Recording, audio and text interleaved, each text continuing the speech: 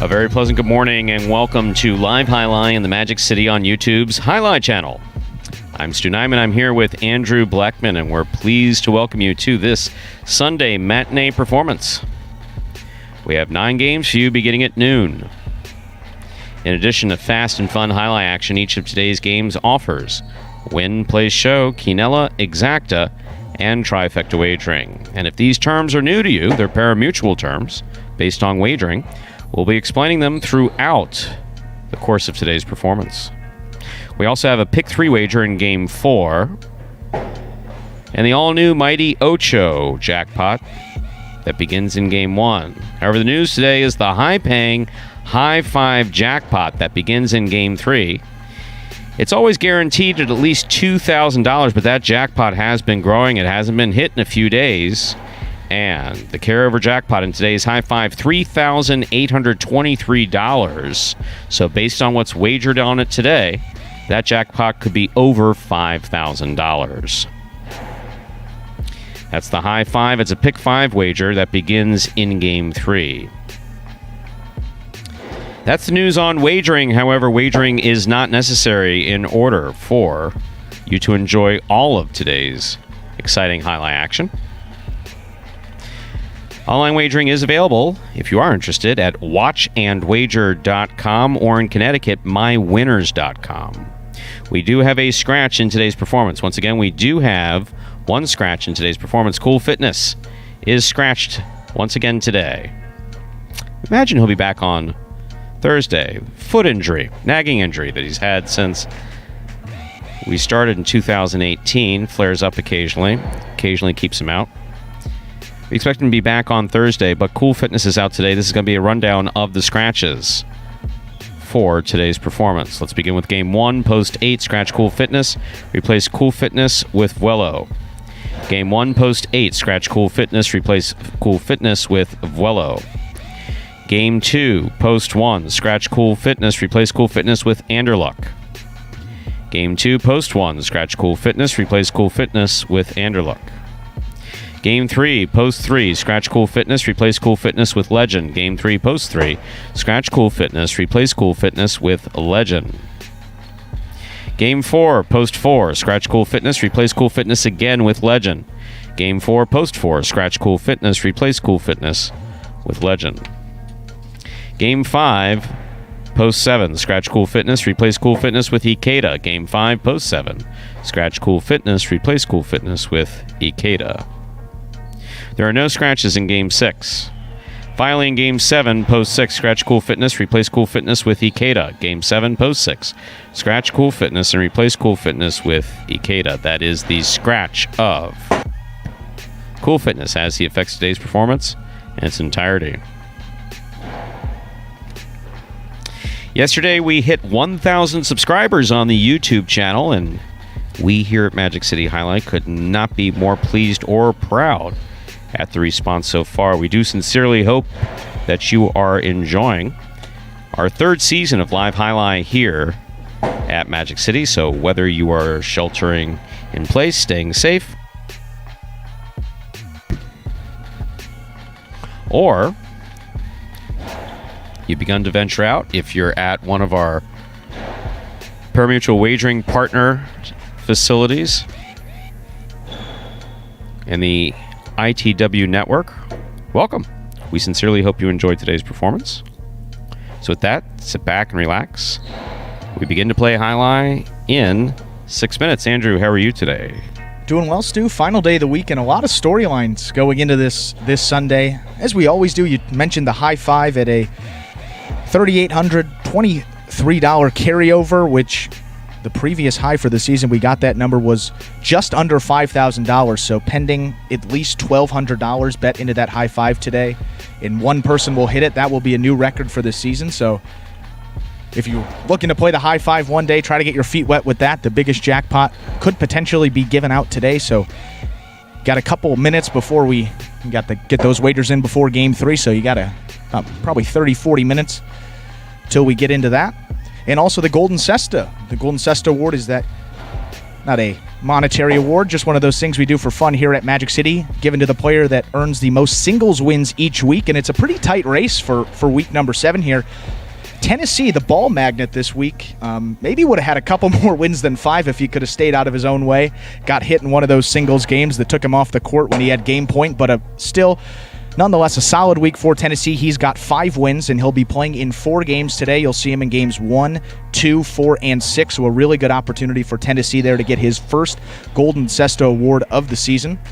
And right on his tail, you got a couple of those feature game guys that have a chance to spoil the party for Tennessee there. Ikeda has 4 wins this week. He's been playing great all season long, Stu. These past 2 weeks especially, just all over the board, in the money. Means finishing in the top 3. Ikeda has just been dominant. Ikeda with 4 wins. He'll be going in games 6, 8, and 9. These are just singles games. Ikeda games 6, 8, and 9. Douglas also with 4 wins on the week. He's been great. 4 wins to go along with 4 places. 9 out of 10 in the money for him. Strong week. Douglas goes in games 8 and 9. And then Kubala with an outside chance at that Golden Cesta. He has 3 wins on the week, including 2 perfect games in those superfecta 9-point games, which is a really impressive week. Those are the most difficult games to win in difficult post positions as well, so good to see Kubala getting back on track there. He's going in 3 games, games 6, 8, and 9, so if he can rattle off all of those, he's got an outside chance to take home that Golden Cesta Award for the week. And before we get into that action for today, we got our first video of the day, which will be that one to explain the scoring format, Spectacular 7 scoring, which will be used for the first 8 games of this performance. Here it is.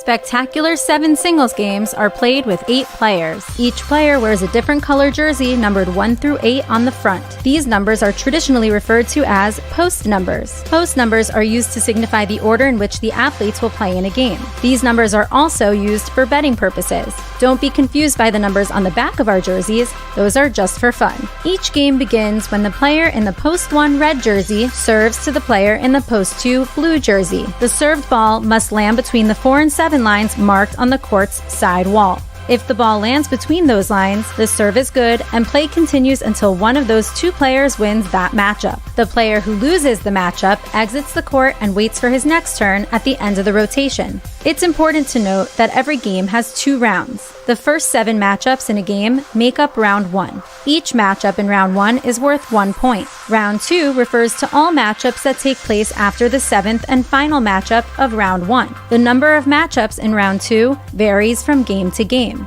And in round 2, each matchup is worth 2 points. The first player to earn 7 points wins the game.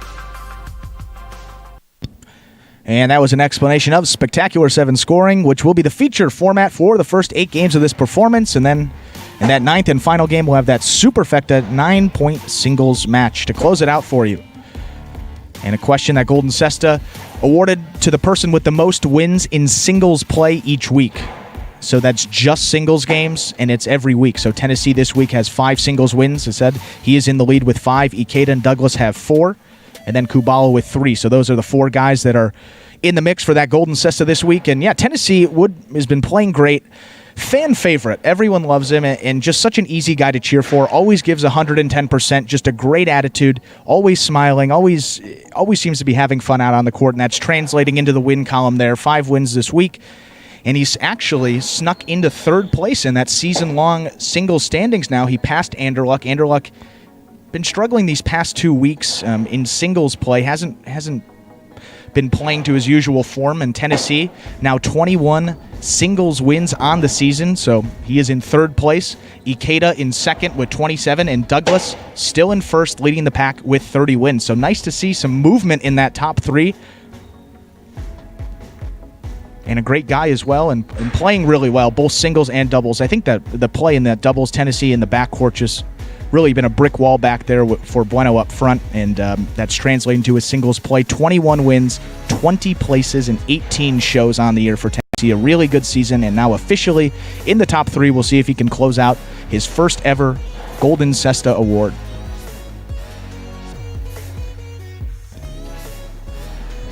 All right. With that, ladies and gentlemen, we're ready to begin today's first game. A spectacular 7 singles match. Played to 7 points. Points will double after the first round of play. Game 1 also begins today's Mighty Ocho.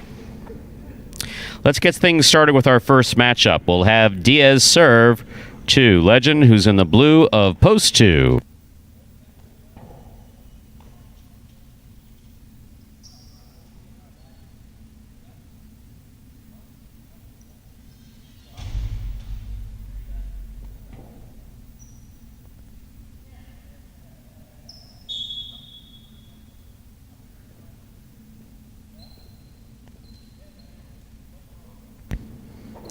Diaz serves. This begins game number 1.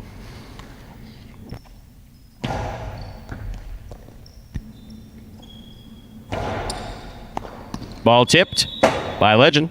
Point 1. Diaz first up on the board in today's first game. That'll bring to the court the white shirt of post 3. Here's Tennessee.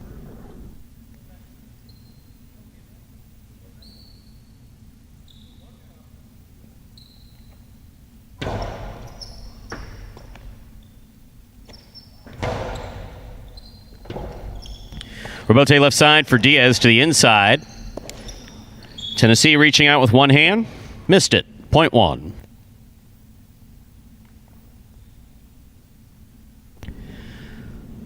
The green shirt at post 4 receives. CRB.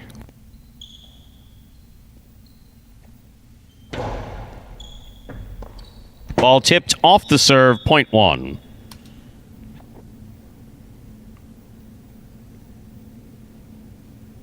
Diaz with 3 points in this matchup. He serves to Juice, wearing the black shirt at post 5.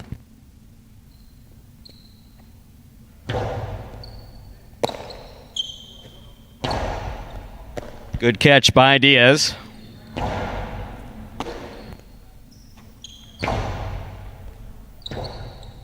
Robote left side by Diaz. Here's Juice from the 12 line. Hard to the inside. Diaz is there. Juice makes another good catch in the air. Low and hard. Caught by Diaz. Juice from the 10 line. Cortada. Stopped by Diaz and a great catch. Ball dropped at the 11 line. Point 1. Well played by Juice and Diaz. That's 4 straight points for Diaz in post 1. Trying to stop him. Actually, continuing. Post 6. Here's Osier.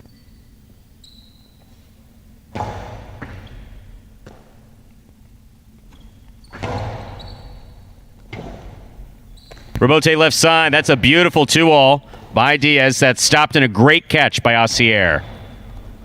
Diaz takes it on the forehand at the 10 line. He passes from the right side. Forehand Robote. Off the court. Point 1.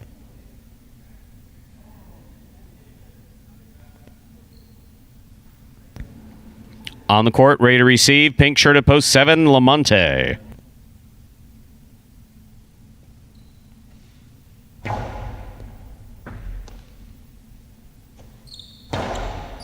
Catch by Diaz. Nice backhand. Passes to the Robote. Diaz on the forehand. Cortada. Stopped by Lamonte. Diaz from the left side. Lamonte from the 8 line. Robote left side by Diaz. He goes to the floor, puts it inside. Lamonte makes a great catch at the side wall. Robote coming out. Robote left side. It's a 2-all. Lamonte on the move. He gets it. Returns a carom. Wow. That landed into score. What a well-played point by Diaz and Lamonte. Point goes to the 7.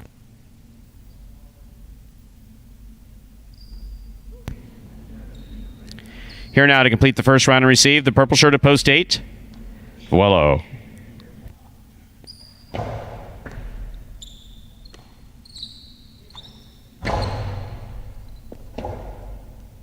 Robote forehand to the outside. Lands out of play. Point 8. That completes the first round of play. All matchups are now worth 2 points. First to return in the second round is Legend.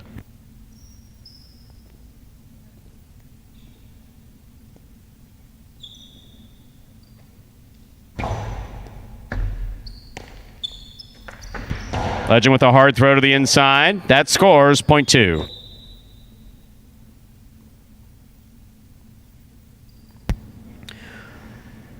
Two serves, 2 posts, 3. Receiving, Tennessee.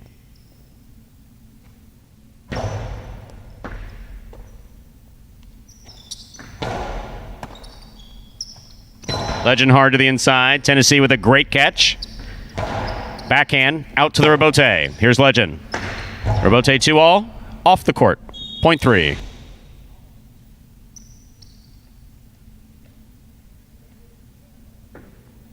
Tennessee has 2 points. Here's post 4 in the green shirt, CRB.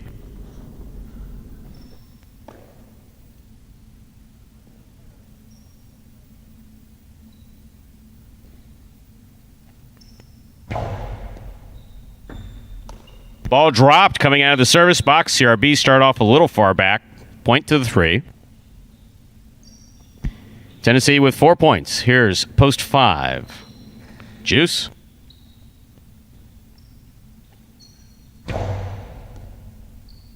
Juice from the forehand at the 12 line. Over the top. Tennessee's there. Big backhand by Tennessee. Robote coming out. Robote left side by Juice. Tennessee with the catch. Returns it high to the front wall. Big bounce. Gets by Juice in the backcourt and scores. Point 3.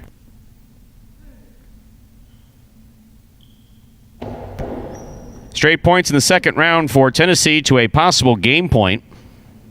Trying to stop him, Assier.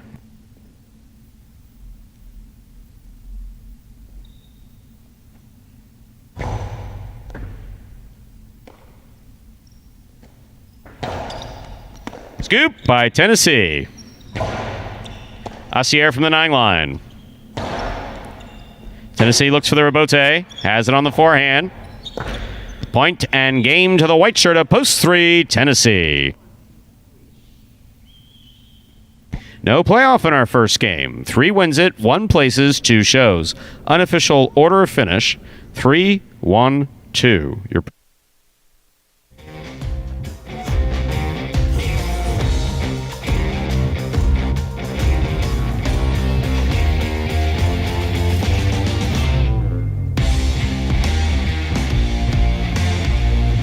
Absolutely.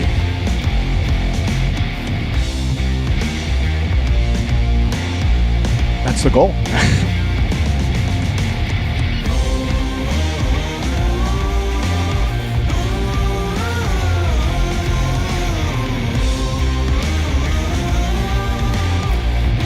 So Diaz off to a fantastic start for this performance. Good to see.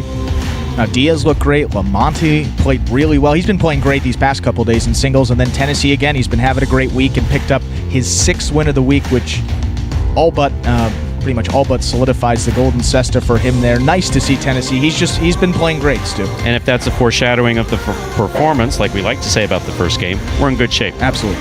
Ready to begin. These are the prices for game 1. Yeah, I updated it. Equipment's off. I'm off. Players are playing great, though. That's what's most important. $2 Quinella 1-3. That's 1-3 or 3-1. First and second in any order. That's $27. Trifecta 3-1-2.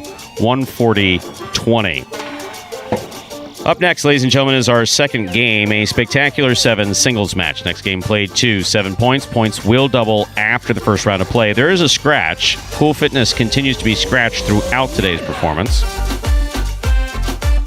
That scratch affects game 2, post 1, scratch Cool Fitness. Replace Cool Fitness with Anderluck. Game 2, post 1, scratch Cool Fitness. Replace Cool Fitness with Anderluck. Post time for game 2, 6 minutes away.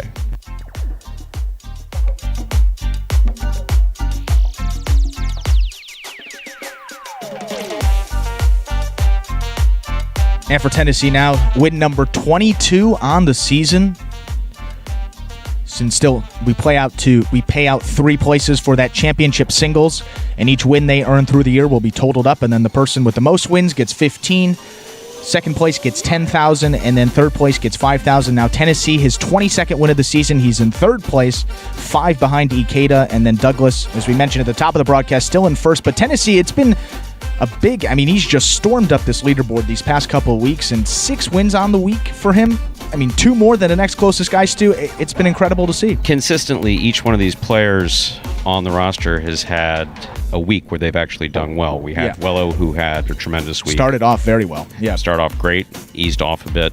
And this is Tennessee's week. We've had different players do really good things on a consistent basis. And the one thing, if you look back in the history of Jai-Alai, that you always the players of note. So, we frequently hear people refer to them in the YouTube live chat, and you'll see them on Tiger's board, and obviously I'll throw out random names just because I speak randomly. When you think about, Bolivar, Joey, when you talk about our player manager, Juan Ramon Arasate, when you talk about Ara, when you talk about Michelena, those players consistently put up points every week, every day that they played. So if they played 5 days a week, they put up a win in every performance. They didn't play many games comparatively as well.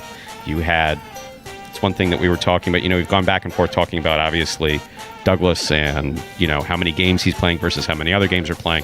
And that is one thing that if you do go back, you never saw Joey, you never saw Mitch, you never saw Ara, Bolivar substituting in the early games. That was one thing that you didn't see. Yeah. And also, they played 1 feature championship singles, and they played 3 doubles. And that's typically what they play. They played 4 games a night. Yeah, and you were talking about that.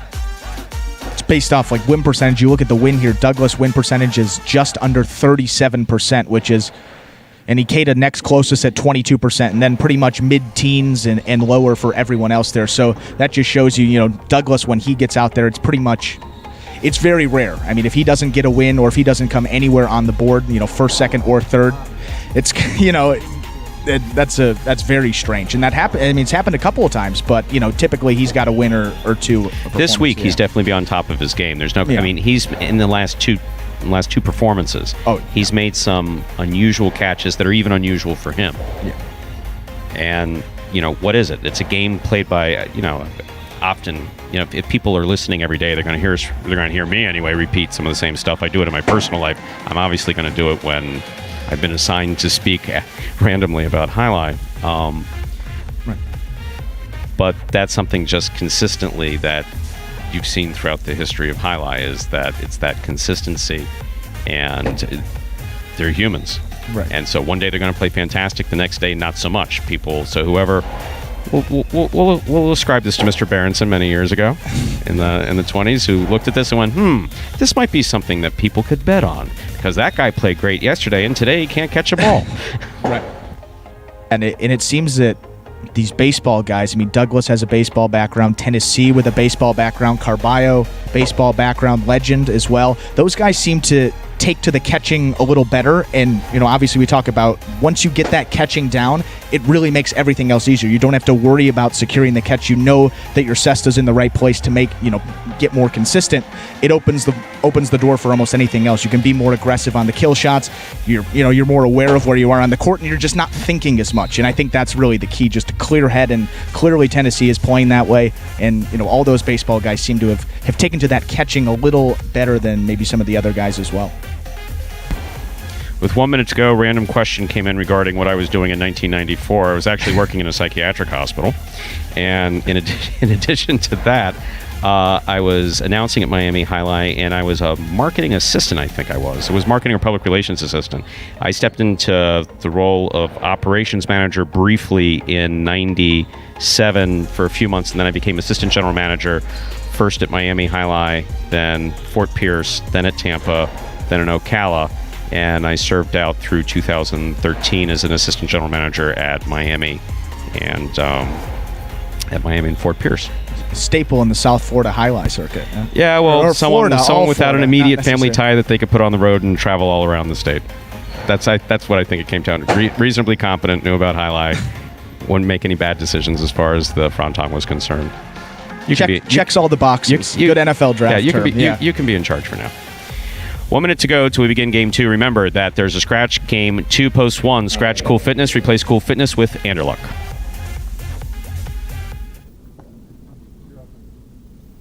We're ready to begin our second game, a spectacular 7 singles match. Played to 7 points. Points double after the first round of play. Serving in the red shirt of post 1, substituting for Cool Fitness is Anderluck. Receiving in the blue of post 2, Diaz.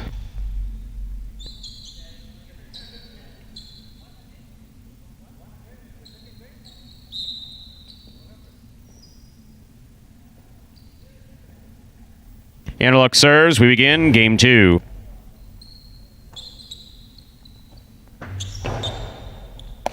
Catch on the forehand of Anderluck. Karam's gonna score point 1. Anderluck first on the board in our second game. That'll bring to the court the white shirt at post 3. Here's Legend.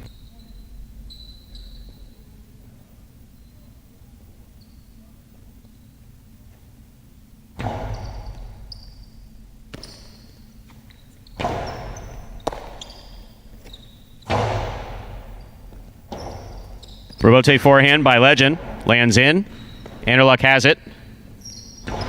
Big bounce. Brought down by Legend. Catch by Anderluck. Robote forehand. Hooked into the side wall, then the floor. Point 1.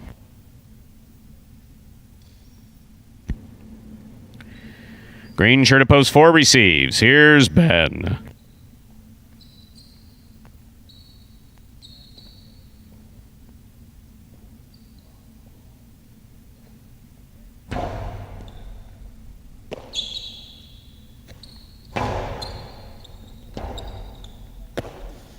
Strong forehand rebote by Anderluck's gonna score. Point 1. Anderluck has 3 points. He serves to the black shirt at post 5, Tennessee.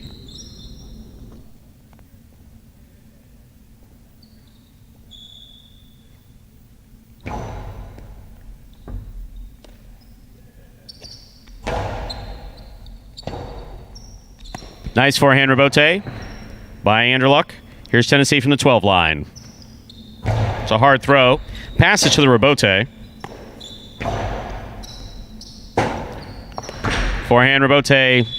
Save attempt. Missed. Point 1. Anderluck has 4 points. This matchup has Anderluck serving to the yellow shirt at post 6, Wello.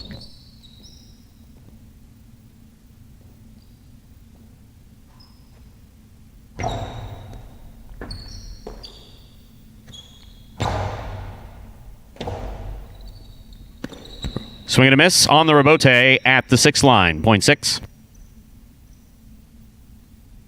Fuller will now serve to the pink shirt of post 7, receiving Jedden.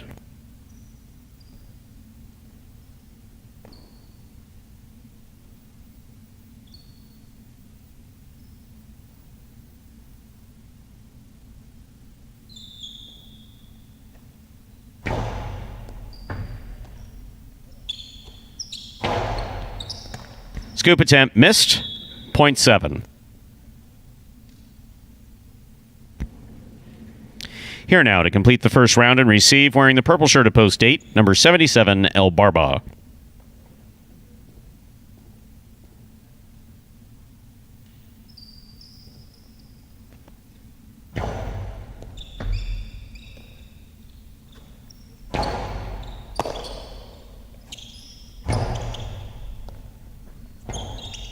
Forehand rebote saved by El Barba.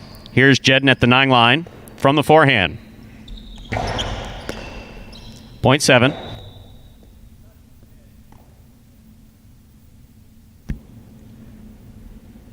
That completes the first round of play. All matchups are now worth 2 points.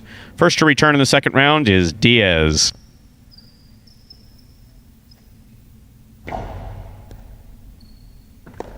Diaz holds on to the ball, left side. Jedden with a hop makes the catch. Good catch by Diaz on the left side. Big backhand, passes to the rebote. Nice rebote turn by Jedden to the inside to score. 0.7. 7 with 4 points. Here's post 3, Legend.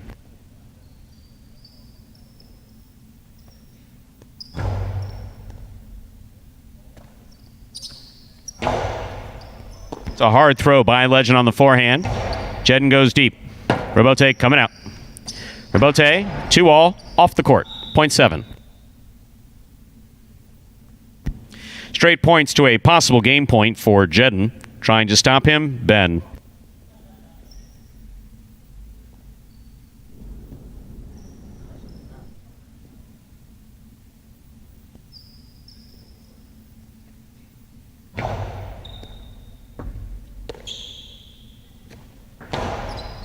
Catch by Jedden midcourt.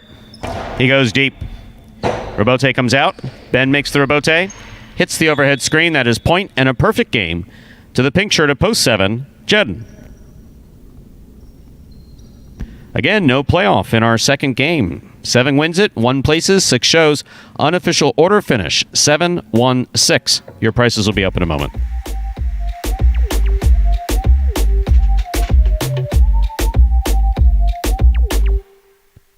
Again, nothing particularly fancy. The basics are covered. Catching, throwing, making the rebotes, get the ball to the front wall. That's what we like to see. Yeah, Jedden did just that, and saw in the chat there maybe his alter ego when he plays like that, Derek Jedden. Yeah, he acted like a shortstop there, brick wall, let nothing by him. And I mean, you talked about it. He said that he kind of found something maybe in the middle of the season that, something clicked in his head, and from that point on, it seems that he's really been playing a lot better. Focusing on catch, it was a very specific conversation that he and I had. It was a focus on catching and playing up the defensive game with the understanding that you can't throw any shot unless, of course, you make the catch. So the way we train is 2 distinct thought processes. A clear catch and then in the throw. And sometimes here the best offense is maybe a good defense. Absolutely. From game 2, the $2 Quinella, 1-7, 23-60. That's first and second in any order. That's 7-1 or 1-7.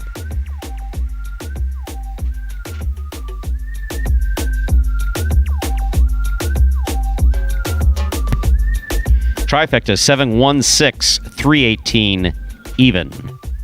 There's consolations in the exacta. That's first and second in order.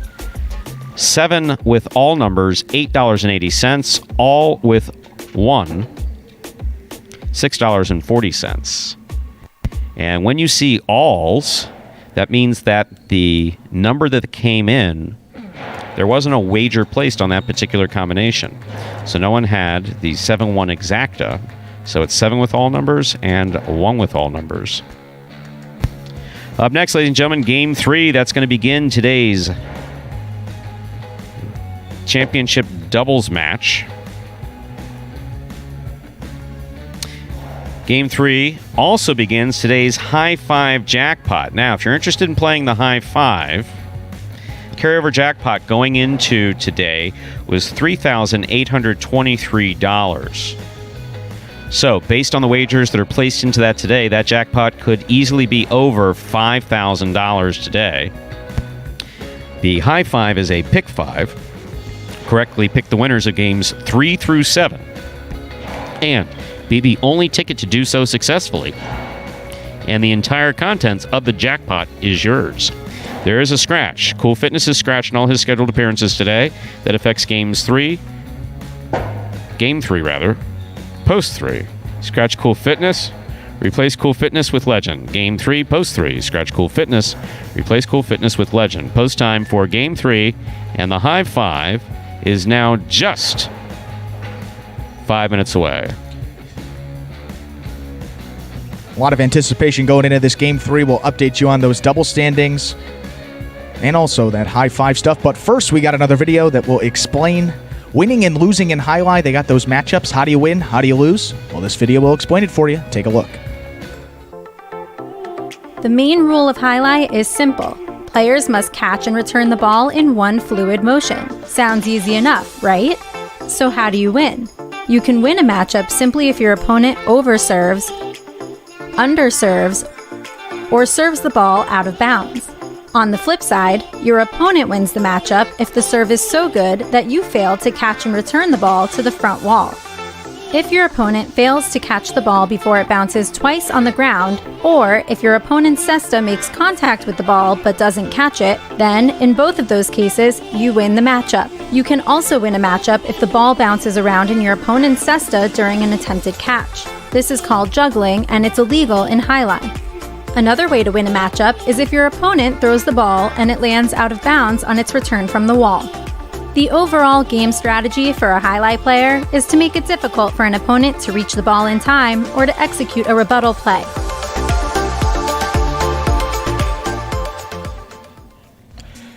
And that was winning and losing in Jai-Alai, how to win and lose those specific matchups. So we always say you want to be serving as opposed to making the walk back to the bench and be seated by your opponent. And before we get into the first doubles game, let's update you on those doubles standings. Some people asking about those in the chat. So doubles team of the week, how that is looking for week number 7.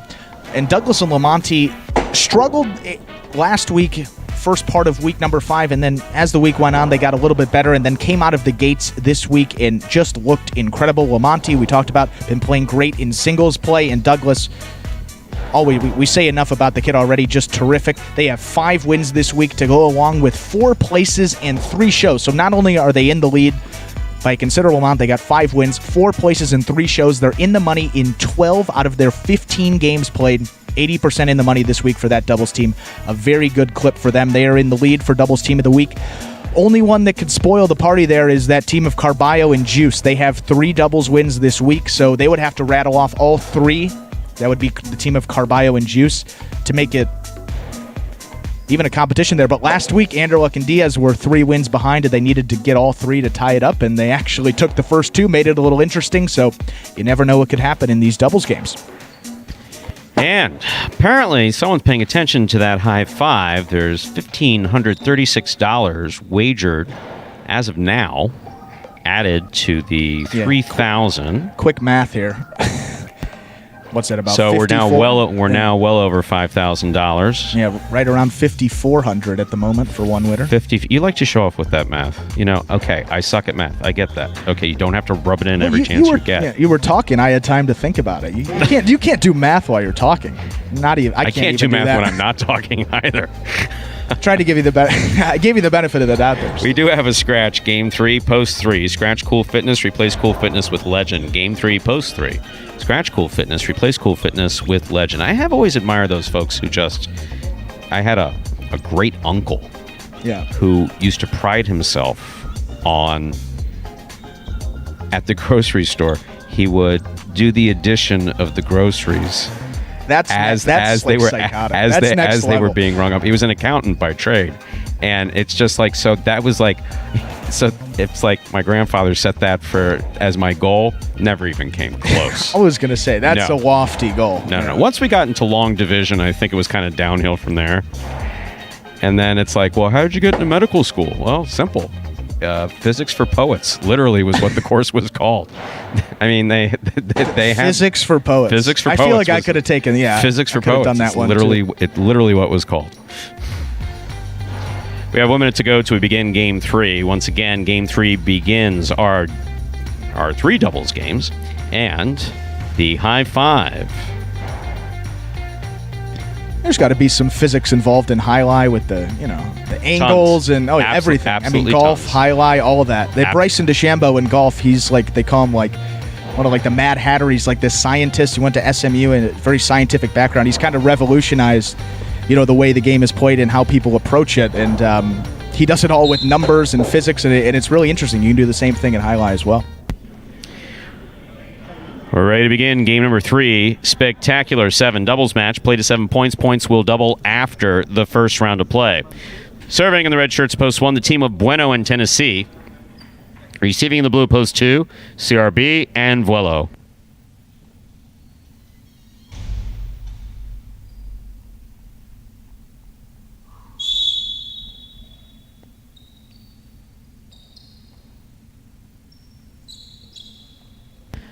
Bueno serves. We begin game 3. Catch by Bueno. Vuelo picks it up quick on the forehand at the 13 line. Bueno, left side. Vuelo back on the wall to make that forehand play. Got a little help from the side wall there. Ball tipped in the backcourt, point 1. In this matchup, Bueno will serve to the white shirts of post 3. Substituting for Cool Fitness's legend in the front court, we have Jedden.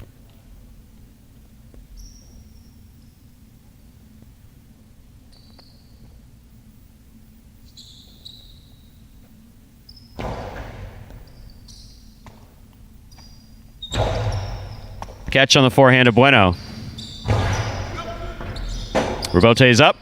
Played from the left side of Jedden. Bueno attacks. Karam does not open up. Jedden turns to try to make the play on the left side. Missed it. Point 1.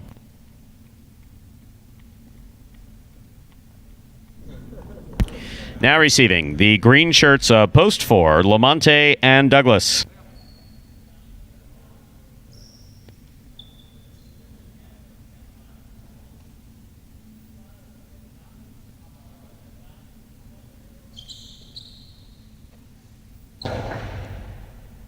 Douglas moves up to make the catch. There's a hard throw, crossing the side wall, line drive. Point 1.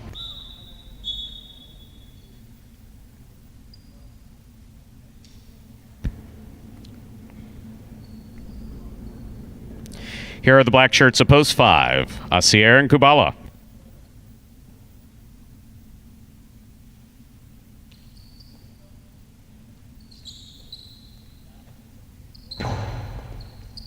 Ball tipped in the front court off the serve. Point 1. One with 4 points. This matchup has Bueno serving to the yellow shirts of post 6, El Barba and Ben.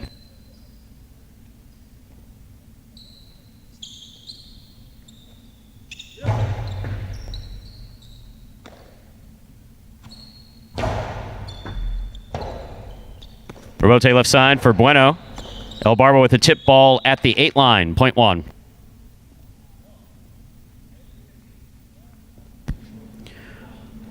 One with 5 straight points. Here's post 7, the pink shirts. Juice and Carballo receive.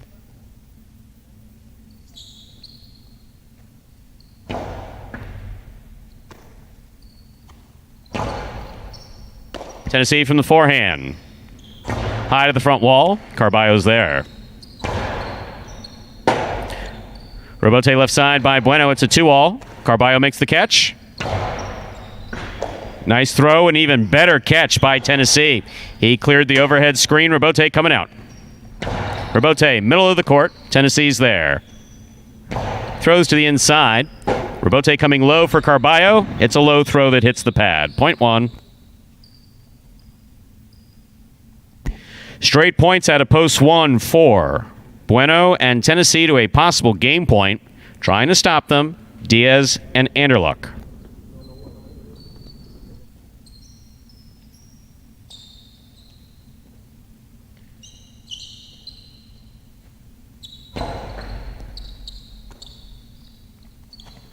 There's a hard throw by Anderluck. Tennessee makes the catch, almost. Knocked down at the 12.5 line.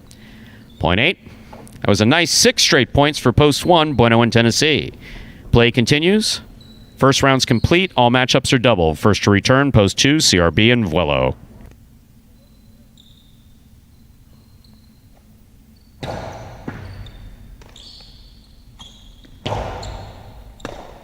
Ball missed on the forehand of Anderluck. Point 2.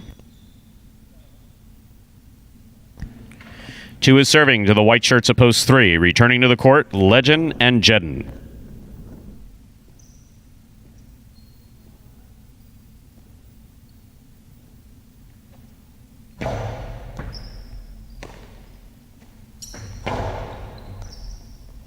What a catch by Vuelo. He reached all the way around Legend to make that catch. Very nice.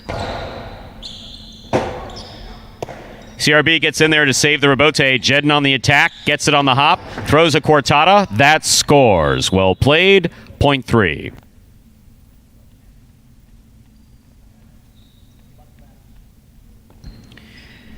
In this matchup, Jedden serves to the returning 4-post, Lamonte and Douglas.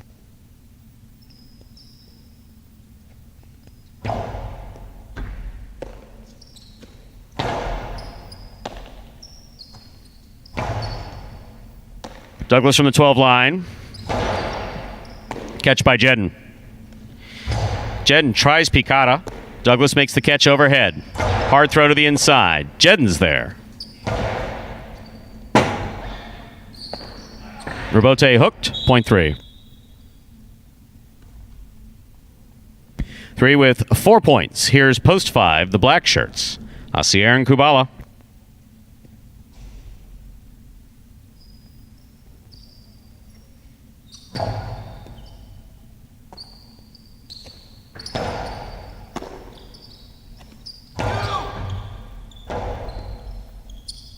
Asier for the rebote to the outside. Scoop by Jedden.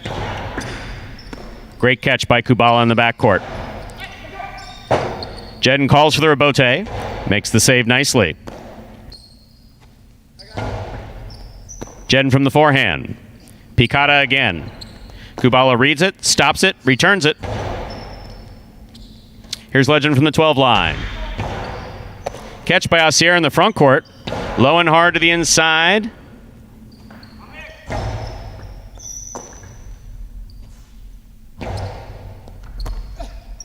Interesting catch by Jedden there. Took it on the right side at the side wall.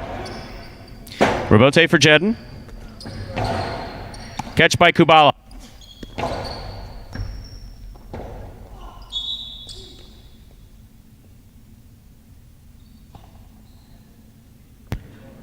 Point 5.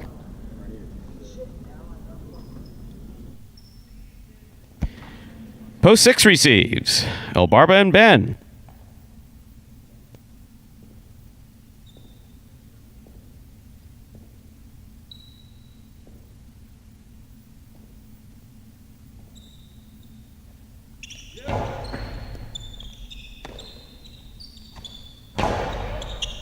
Powerful backhand by Ben.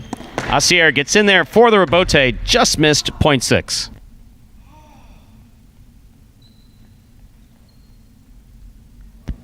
Six is serving to the returning 7-post.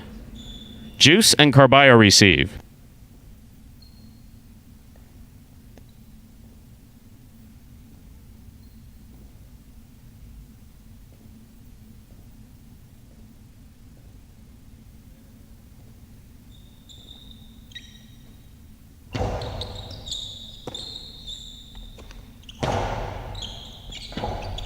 Rebote for El Barba. Nicely played to the inside. Carballo reaches out on the forehand.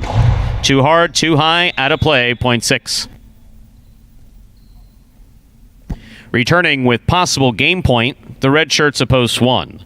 Bueno and Tennessee.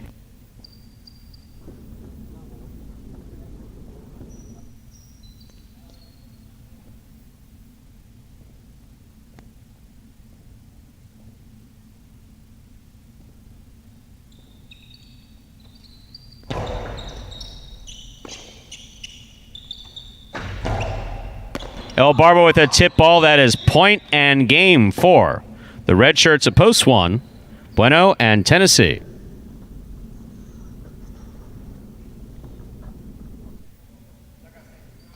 Three serves 6. This is a playoff for second and third place.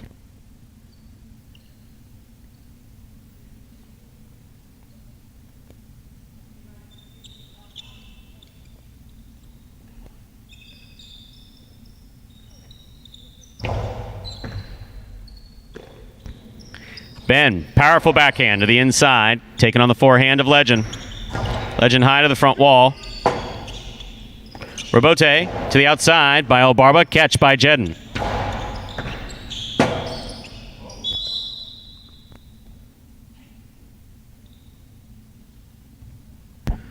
Point and place to post 3, 6 shows. Unofficial order finish 1, 3, 6.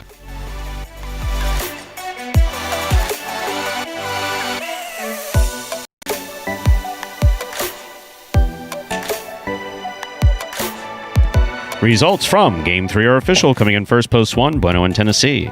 Taking second, post 3, Legend and Jedden. Coming in third, post 6, Elbarba and Ben.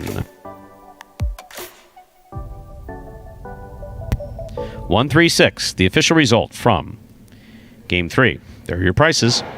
The $2 quinella, that's 1-3 or 3-1, first and second in any order, $39.60. Trifecta 136. That's first, second, and third place finishing. $498.80. First number for the high five, the number 1.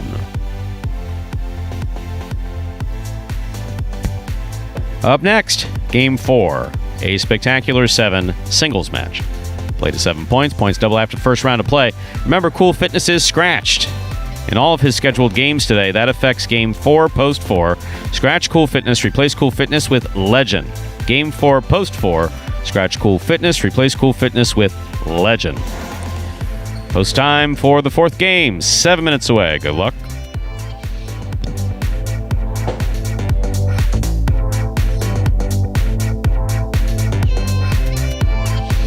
And a much-needed win there for the team of Tennessee and Bueno. Douglas and Lamonti had a 7-length lead there. They've opened it back up. It got all the way down to 3 at one point, 3 or 4 at one point this week, but they opened it back up.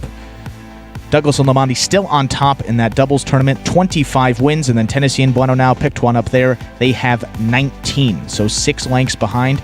We have the rest of today, 2 more games today, and then we got 2 more weeks in this first doubles tournament, all part of the Championship Doubles Series here at Magic City.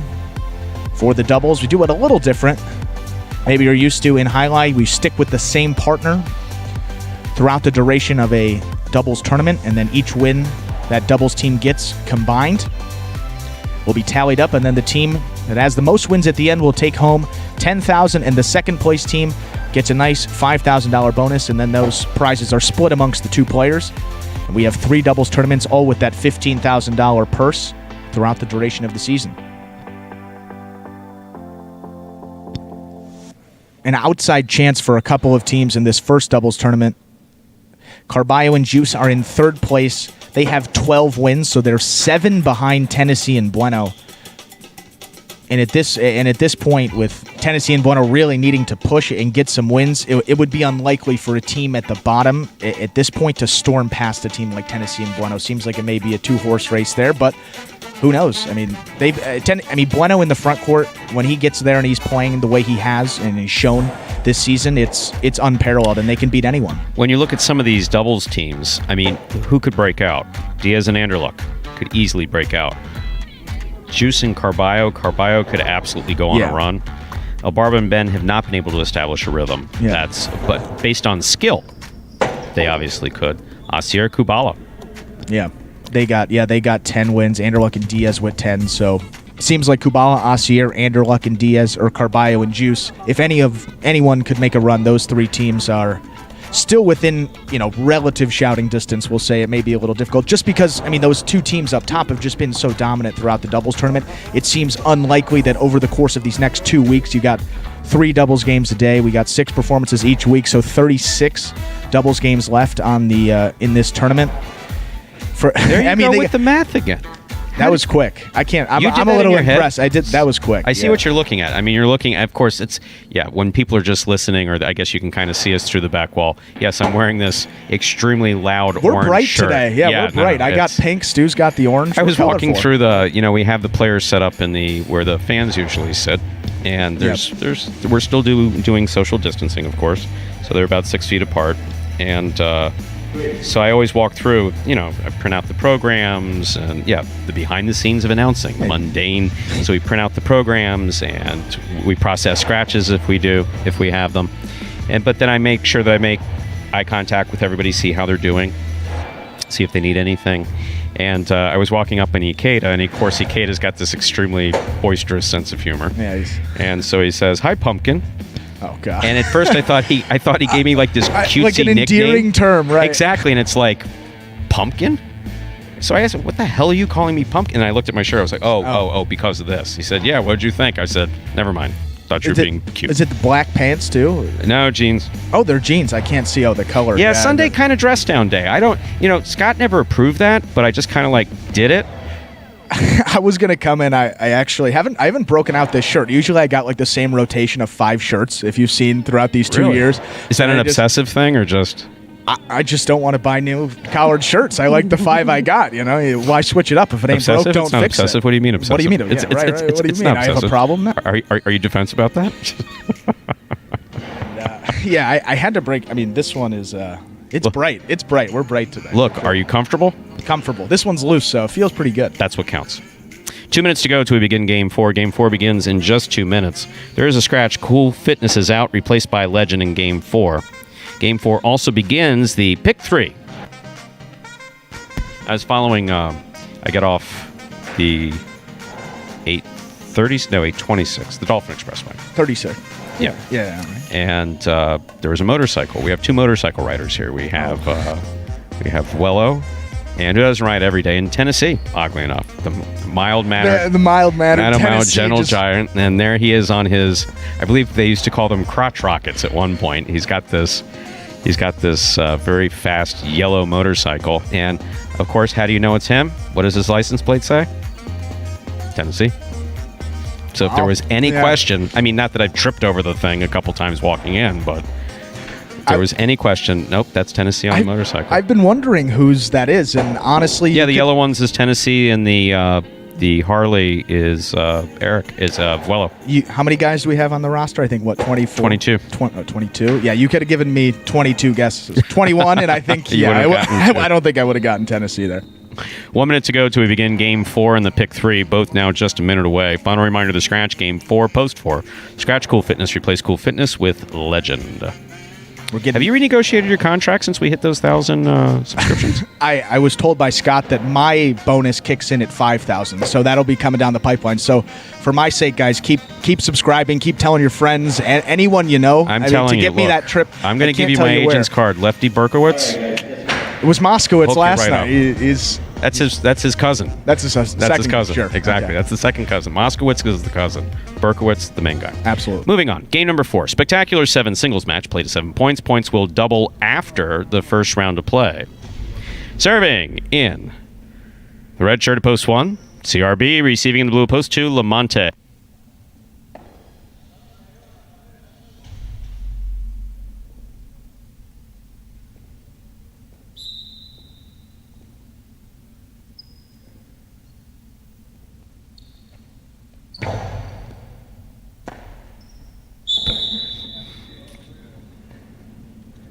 We begin Game 4 with a tip ball, point 1. In this matchup, CRB will serve to the white shirt at post 3, Assier.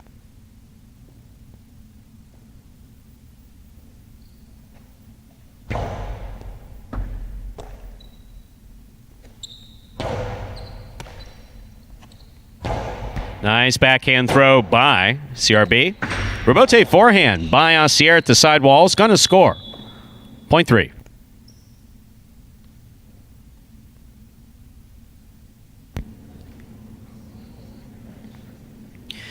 Bring to the court the green shirt at post 4, substituting for Cool Fitness is Legend.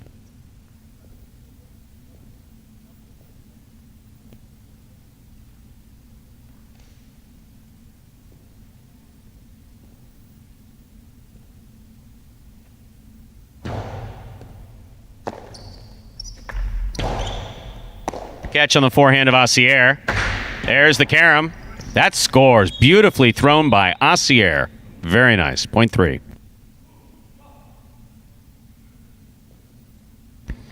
Assier now serves to the black shirt at post 5. Here's Juice.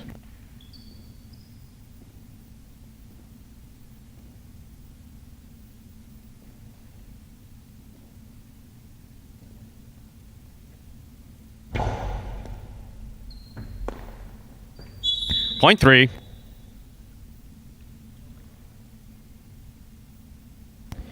Three on the board with 3 points. Here's post 6. Vuelo.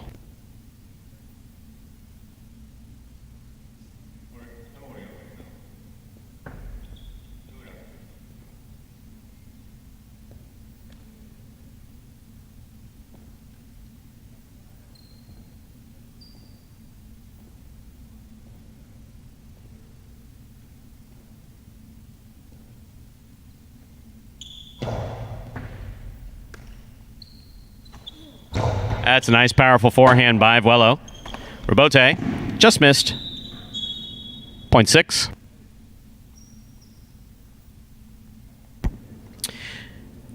On the court, ready to receive. Pink shirt of post 7, Diaz.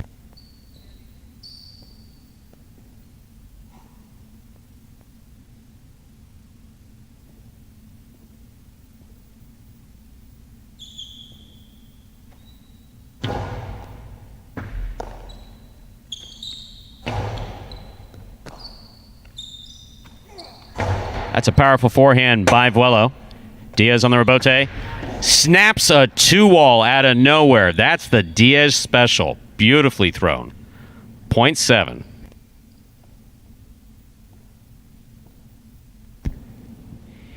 Here now to complete the first round and receive. Purple shirt at post 8, Tennessee.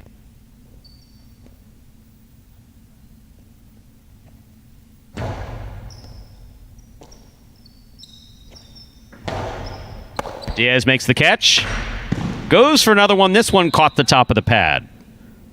Point 8.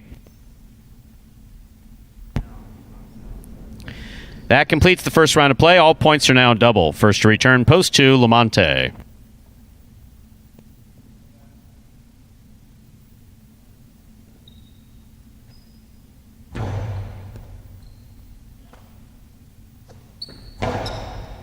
Rebote coming out.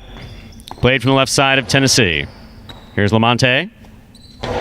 Beautiful backhand throw by Lamonte. Tennessee, Rebote to the outside. Scores. Point 8.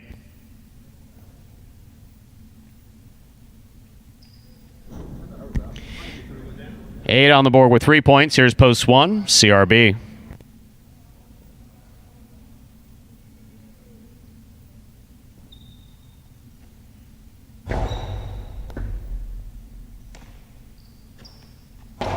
Low and inside. Tennessee picks it up. Nice backhand by Tennessee. Tennessee from the forehand. Point 8.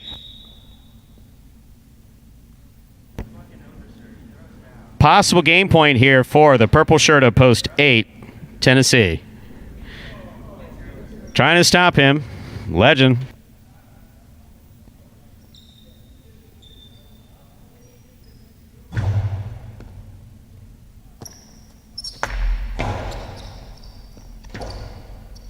Tennessee makes the save. Soft 2-all. Legend on the run. Got there. Could not reel it in. It's still in the air. Point in game. Purple shirt at post 8, Tennessee. 8 wins it. 3 places. 6, 7, and 1 playoff for third place. 6 first serves to 7.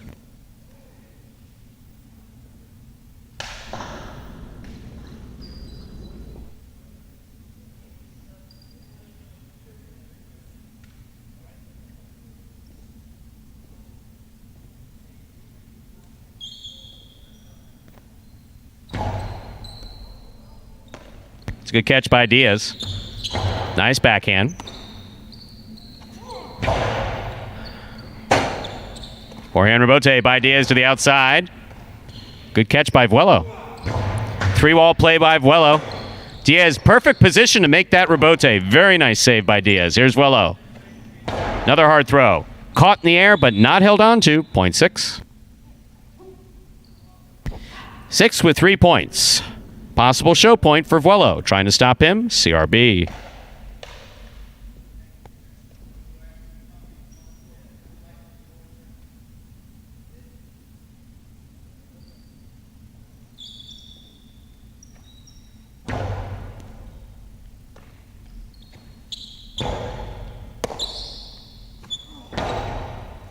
Catch by CRB. Low and hard. Vuelo's there. Drop ball. Point one. We'll turn them around now. One serves to 6. This is show point.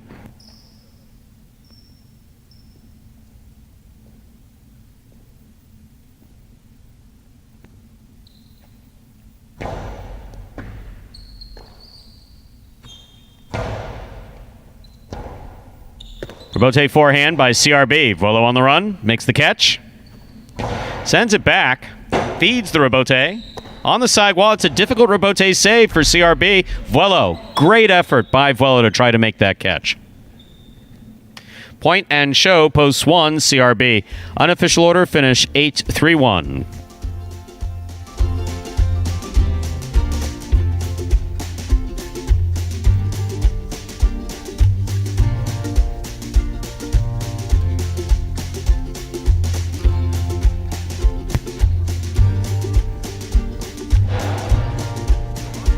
Results from Game 4, official coming in first, post 8, Tennessee. Taking second, post 3, Auxier. Coming in third, post 1, CRB.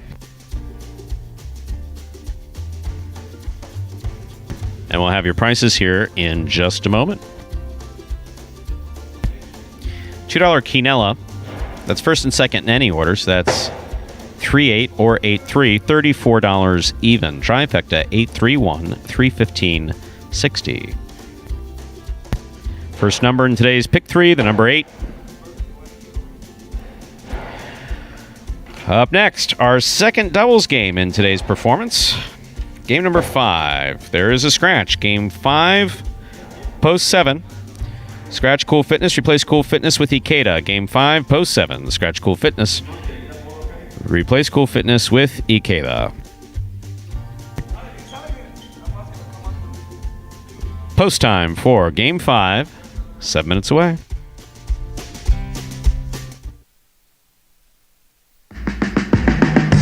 Miami of Hustle City, man. Everybody got more than one gig. One stop, boy, $20. I'm not your neighborhood Uber driver. I do luxury. And then I have another job. I play highlight. I have this crazy idea. Do you think we could send something out to all the ex-athletes for the last 20 years and say, we're looking to hire and train highlight players? When I first got the email, I thought it was pranking me. I need some clarity on this. I went on YouTube and I Googled highlight. I was like, Jai-Alai. They paying us, man, and we can win big money. Let me see what this is all about. That's what you gotta do. Get some money. The players taking the court are all athletes you may recognize. Baseball, football, track and field. Having the work, played Division I sport, and then I had a child on the way, so I dropped out. The crack era was tough. Sports in general was a way out of our environment. It's really game time now, man. Blood, sweat, and tears. We got the streets on fire. This is gonna be the first time that my kids will be able to sit in the audience and root for their father. Who wants it more? This is a sacrifice I think is going to pay off in the end. This is a dream for me. I gotta win. Can't get drama better than this. Highlight became the new hustle. Let's get ready to play.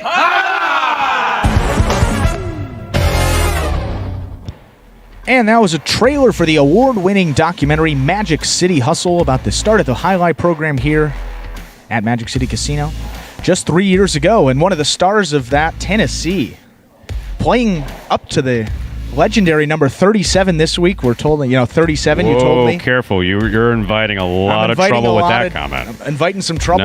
No, they're going to be, the fans are going to be here with pitchforks and fire. You said he's as good as any 37? Living up. He's living up to the number. There was some. He's certainly getting there. 7th win this week for Tennessee today. Came in leading that Golden Cesta award, and that is the award given to the person with the most singles wins each week here at Magic City. Came in leading by 1. Didn't have to win today. He didn't even have to win today to still have that Golden Cesta, but just keeps piling it on. 2 wins to begin the day.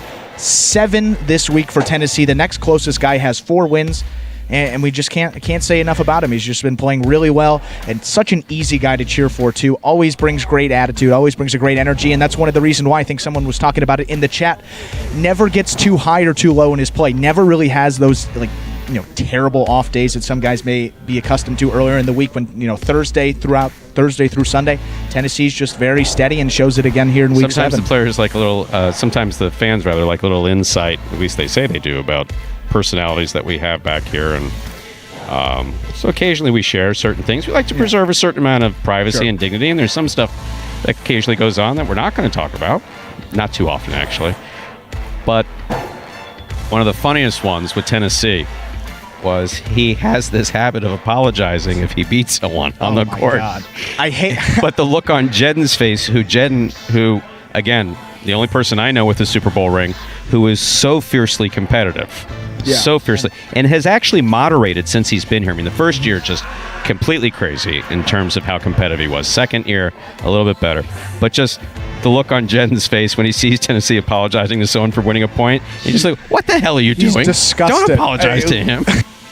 And Anderluck, the same thing. You got to stop that. You're too nice. Every single time. Imagine if he was like, if he had a killer instinct, a lot of pitchers, they tend to have, a lot more energy and have a killer instinct. And he was a former pitcher on the 99 University of Miami baseball national championship team. So a guy with a, good sports pedigree and a really big competitor. But if he had like a Trevor Bauer type, you might not know who Trevor Bauer is as a baseball guy, but just not know? No, I have no clue who you're talking about. Just a really fiery, competitive guy. Tennessee was like that. I think he may be in second or maybe even testing Douglas for first place. And but nonetheless, unbelievable guy. Always brings a smile and puts a smile on everyone's face. He was pretty much like the team parent last year, bringing in the snacks for everyone. It was like youth soccer. After the game, they would have they bring you those pouches. They give you some snacks. Yeah, that was Tennessee. He would bring me a case of Coke.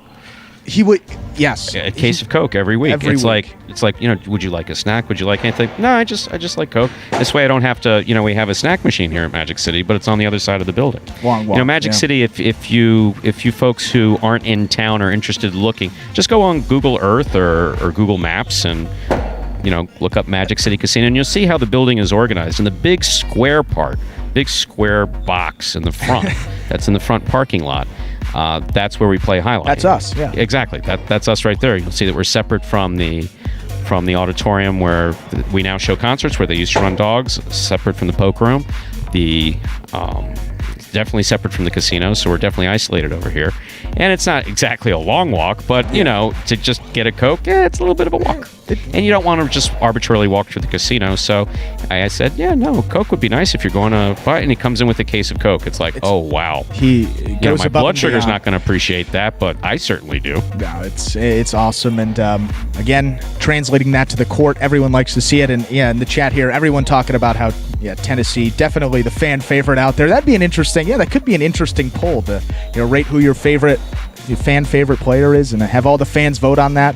And then we could, maybe we could share those results. I'm curious to see which one of these fans who chat so enjoyably in the live chat are actually going to start coming when we open up. What would be fun? You could have the announcers, you could rate their favorite chatter. No, I think that's a terrible idea. That's a terrible I like idea. most of what you come up with, and I love your effect with numbers. That'd be fun. And you're inherent, you're a decent person, but that idea? Decent. No. Yeah. No. We're not going to do it. That would be fun. I said one of these days it would be fun to engage in the chat. That would be a good group of guys. Obviously, if they didn't know, now we're exposed, but have to go in there, just be a part of that group. They're a fun, fiery, competitive group there. They have but their they'll find opinions. that I'm far less talkative. Look, Scott told me if you want to keep your job, you got to talk a lot more, which is what you're hearing. Not for that, I wouldn't be talking this much. I give one-word responses. Yes, no, I don't know. Moving on, game number 5, a spectacular 7 doubles match, played to 7 points. Points double after the first round of play, the second of our 3 doubles games in today's performance. Serving in the red shirts. Let me say that again. Serving in the red shirts at post 1, Lamonte and Douglas. Receiving in the blue at post 2, Juice and Carballo.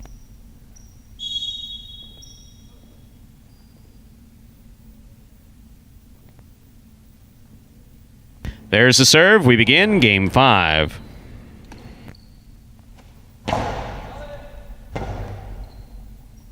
Difficult forehand rebote on the sidewall.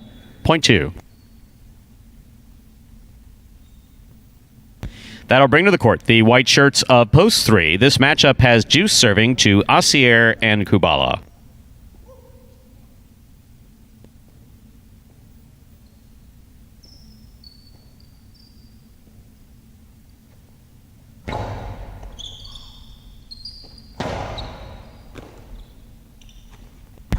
There is a nice forehand by Carballo.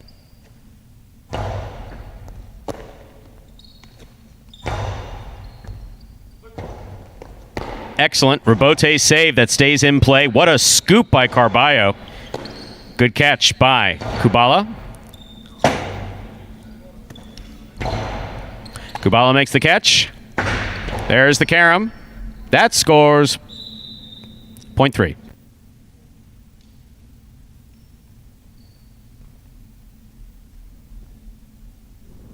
Green shirts at post 4. CRB and Vuelo receive.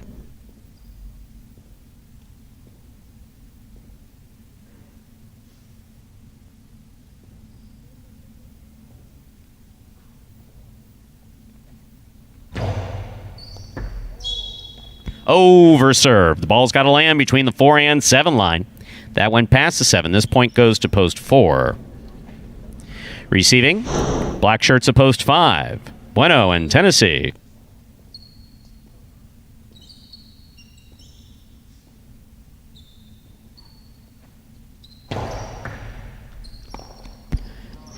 Serve came in low and scored as thrown by CRB. Point 4. Yellow shirts at post 6 receive. Here's Diaz and Anderluck.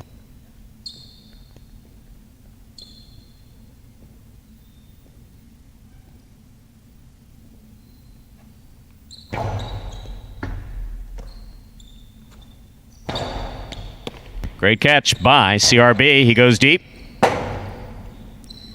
Diaz, Rebote to the inside. Here's Vuelo from the 10 line. Anderluck takes the ball low. Picata, big bounce.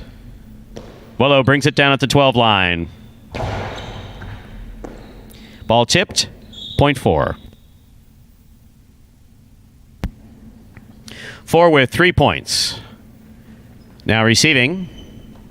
Pink shirts at post 7. Jedin and Ikeda. Ikeda substitutes for Cool Fitness.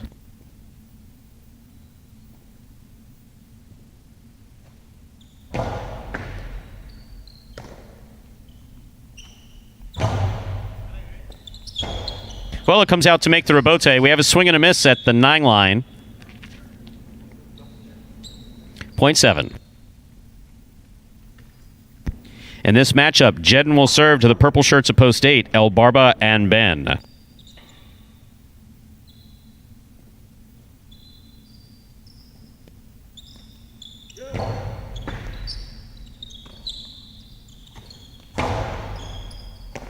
Fine catch by Ikeda.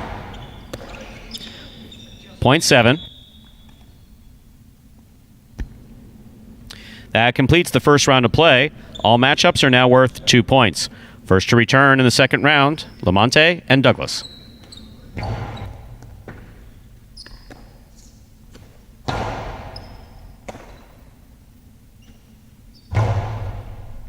Douglas from the left side.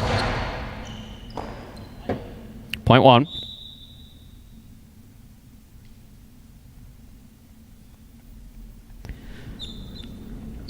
Lamonte will now serve to the blue at post 2, Juice and Carballo.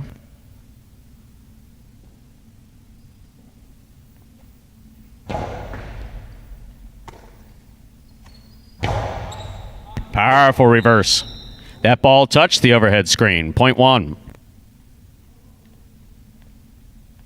1 on the board with 4 points. Here's post 3, Asier and Kubala.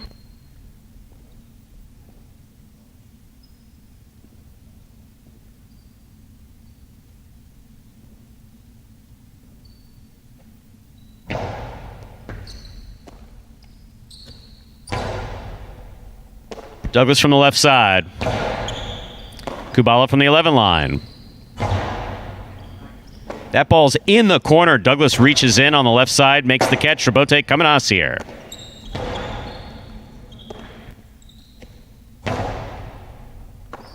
Ball tipped, point 1.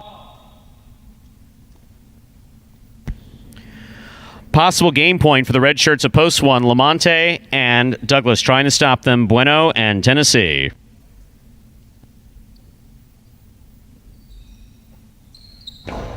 Bueno picks the serve on the forehand. There's the carom. Douglas calls for it.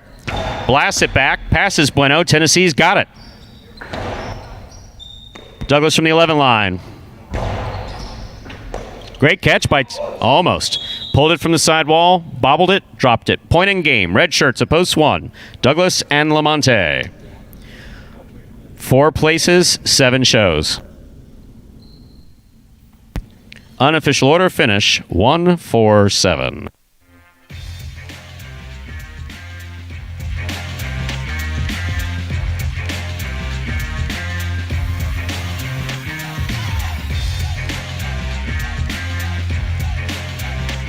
Results from Game 5 are official. Coming in first, post 1, Lamonte and Douglas. Taking second, post 4, CRB and Vuelo. Coming in third, post 7, Ikeda and Jedden.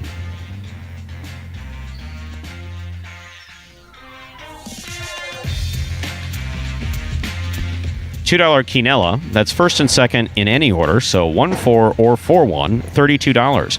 Trifecta 1-4-7, $4.54 even. Second number of the pick 3, the number 1. Up next, ladies and gentlemen, we have game number 6, a spectacular 7 singles match. Play to 7 points. Points double after the first round of play. Game 6 closes today's pick 3.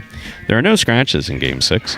And post time is just 7. That's 7 minutes away. And comment from the live chat.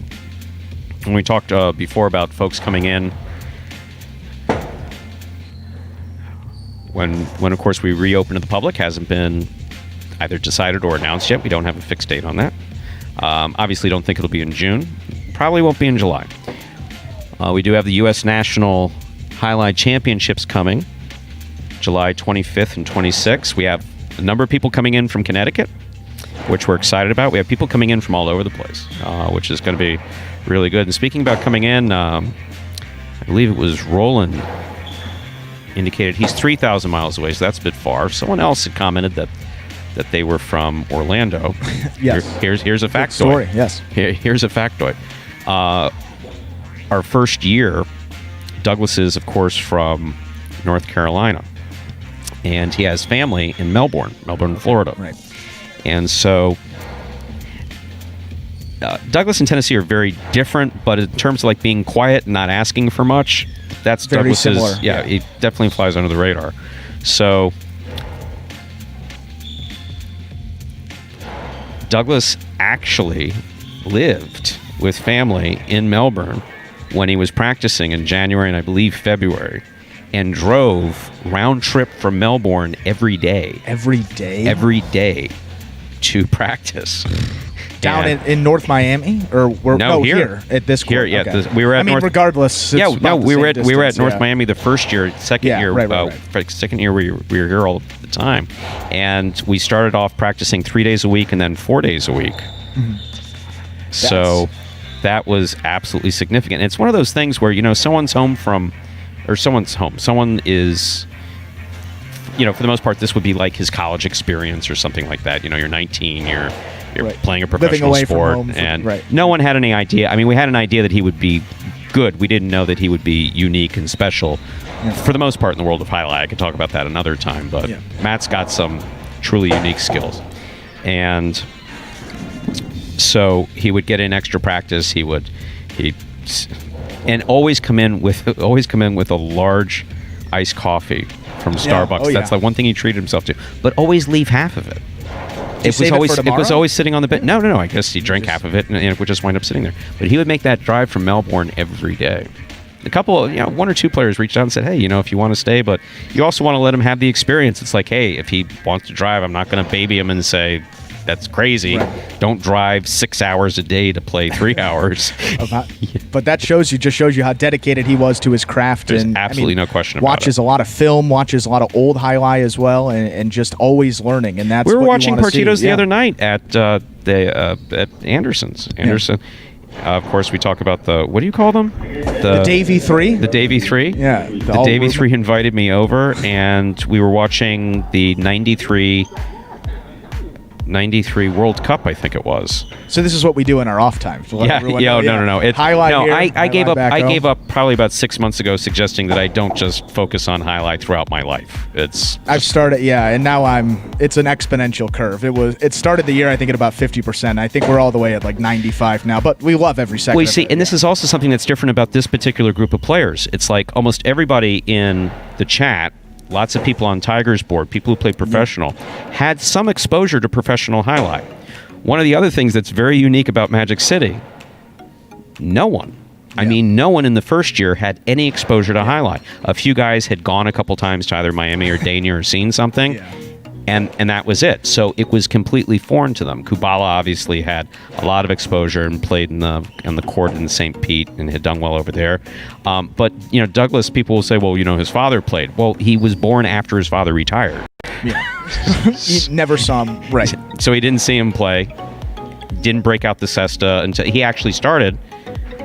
Douglas actually started a month or two after our first player started in 2018 in North Carolina.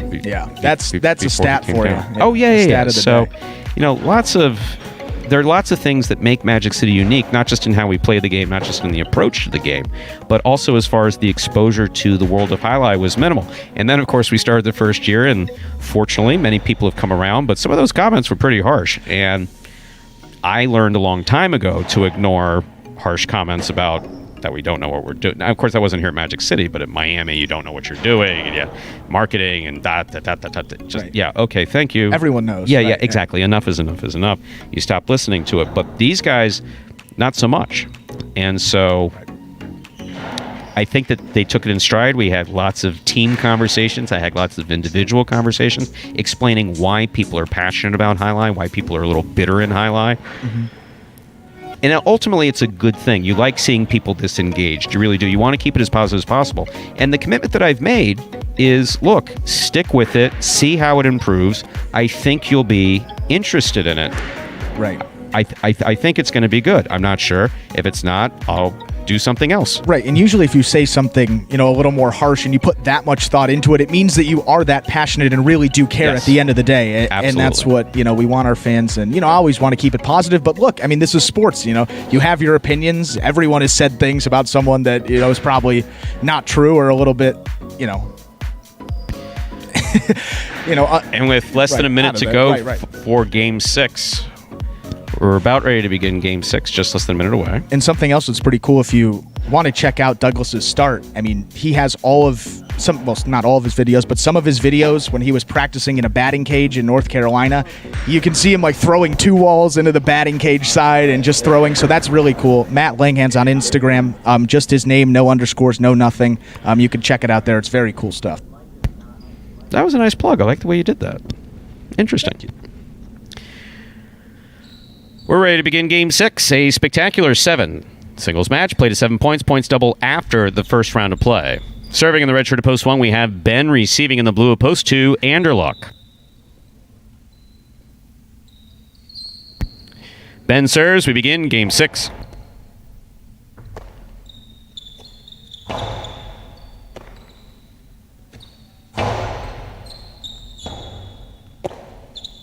It's a nice forehand rebote by Anderluck. That scores.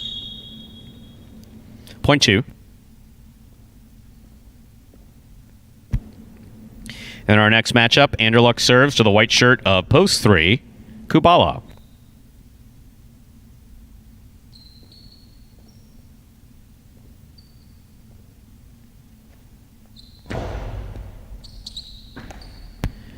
Nice backhand throw by Kubala.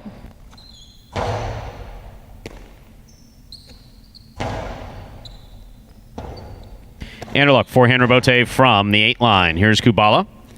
Long carom. Gonna score. Point 3.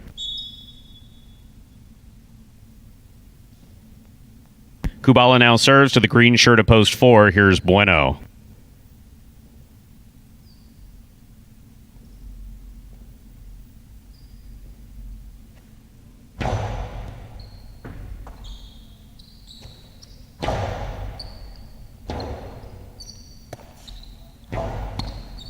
Bueno attacking the ball. Kubala takes it out of the air. Rebote left side by Bueno to the inside. Nice big bounce. Brought down by Kubala and a great catch. Bueno back to the inside. Here's Kubala from the 11 line. Bueno, beautiful catch. The backhand, though, caught the overhead screen. Point 3. Now receiving the black shirt at post 5, we have Jedin.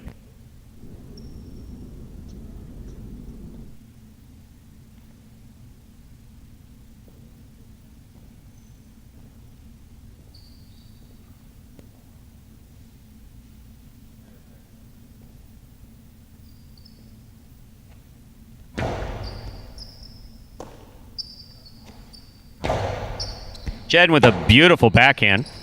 Rebote to the inside by Kubala. Jedin, foot on the wall, makes the catch. Showing good control on that backhand. Here's Kubala. Rebote left side by Jedin. It's a 2-all. Kubala's on it, makes the catch. Ball tipped, midcourt, point 3.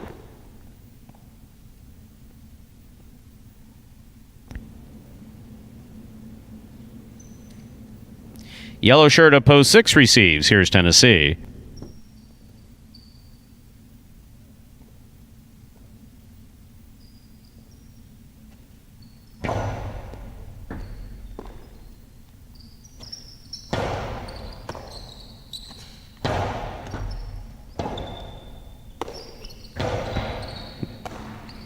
Kubala from the left side. Tennessee goes to the floor to make the save. He does so well. Here's Kubala winding up. Back to the inside. Tennessee's there.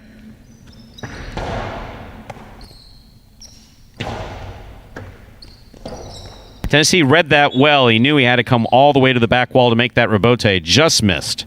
Point 3. Kubala with 4 straight points. Now receiving. Pink shirt at post 7. El Barba.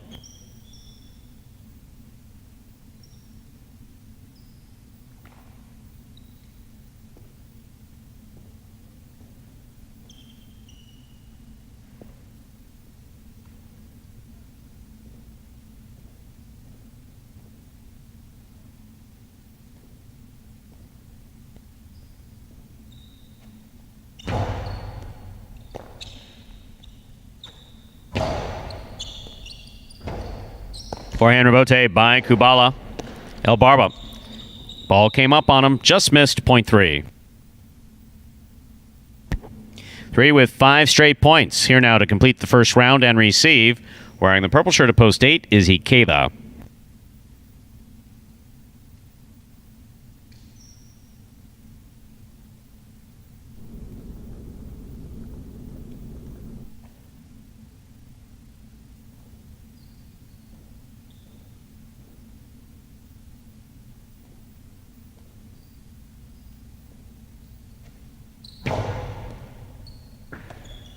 Excellent catch by Ikeda off a good serve by Kubala. Rebote left side by Ikeda.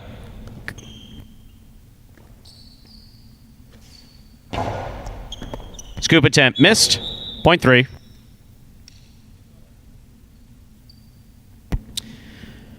Kubala has 6 straight points. The completion in the first round of play leaves all matchups double through the end of the game. Ben receives possible game point for Kubala.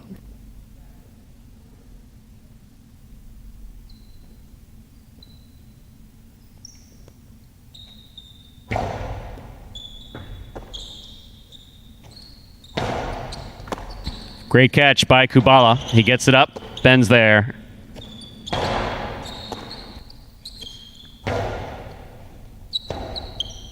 Rebote left side by Ben, showing some good control. Kubala with a tip ball at the 7 line. And we'll talk to him about that. That's usually when you know what you're going to throw, you sometimes miss the catch.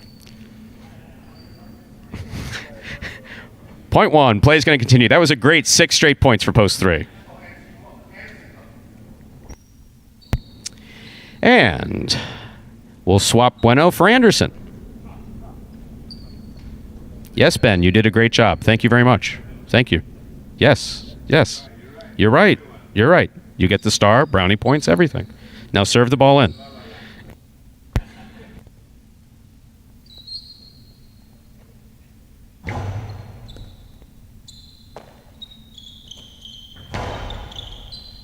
Good catch by Ben. Karam does not open up. Anderluck has it at the 8 line. Fake the Karam, put it inside with a soft touch to score. Point 2. Now it's time for Bueno. Receiving, green shirt to post 4, Bueno.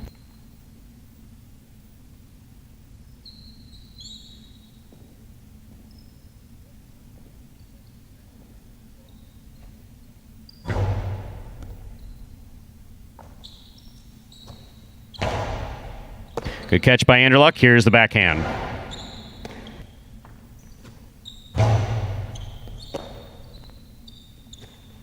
Outside placement. Bueno got it. Bueno returns a Karam. Anderluck read it, stopped it, returns it with a soft touch. Bueno got assessed on it, but couldn't bring it in. Point 2. Possible game point 4. The blue shirt at post 2. Anderluck trying to stop him. Jedin.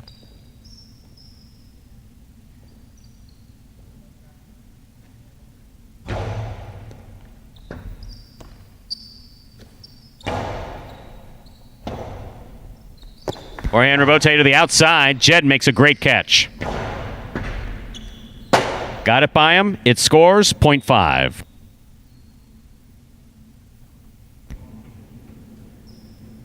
Tennessee receives. Yellow shirt at post 6.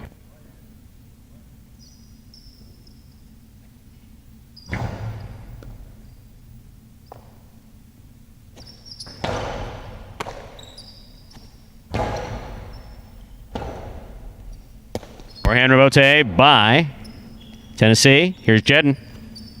Jedin hard to the back wall. Rebote coming out. Rebote left side. It's a 2-all with a soft touch. Jedin on the run. Great legs to get there. Good arm to get it back and score. Point 5.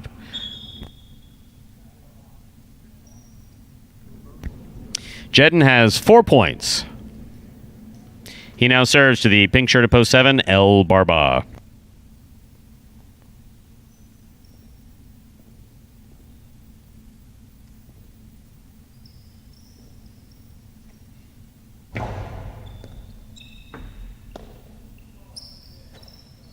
Outside placement attempt. Just missed. Point 5.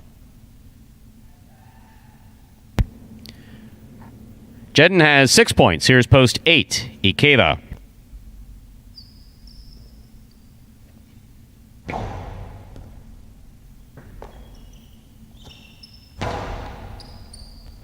Jedin for the Rebote. Ikeda moves up, makes the catch. Back to the inside.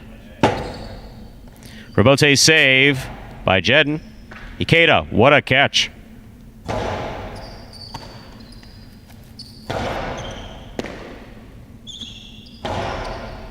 Excellent catch by Jedin. Lifts the backhand to pass. Rebote forehand by Ikeda. Jedin, quick bounce on the forehand. Back to the inside, Ikeda goes. Rebote forehand by Ikeda. Forehand Rebote by Jedin. Nice touch. That scores for the win. Point end game. Black shirt at post 5. Jedin. No playoff again. 3 places, 2 shows. Unofficial order of finish. 5-3-2.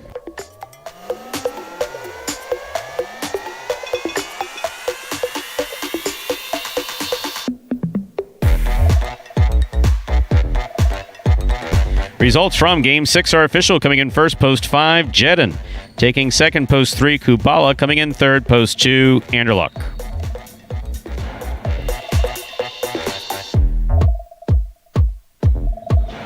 There are your prices. Your pick 3, 815. 3 of 3 numbers returning $501.80.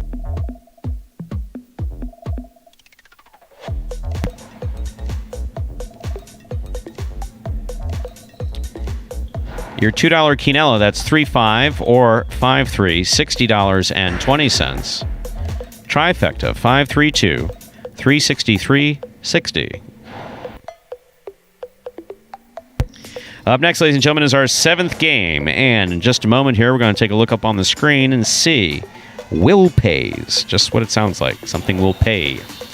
And with those will pays, we'll see who is alive, what numbers are alive, going into the end of the high five next game. Game 7 up next. Spectacular 7 scoring. There's a scratch. Game 7, post 6. Scratch Cool Fitness. Replace Cool Fitness with Ikeda. Game 7, post 6. Scratch Cool Fitness. Replace Cool Fitness with Ikeda.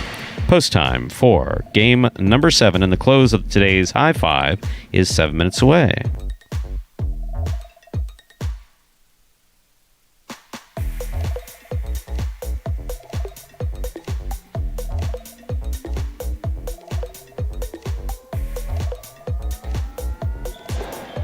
And those prices, potential prices and payouts for the high five should be rolling up on the screen. There it goes. Should be rolling up on the screen any second. Record bet into the high five for the season today, $24.42. $2,442 bet into the high five today. 2 and 4 with $5,700. We almost hit $6,000. Yeah. Wow.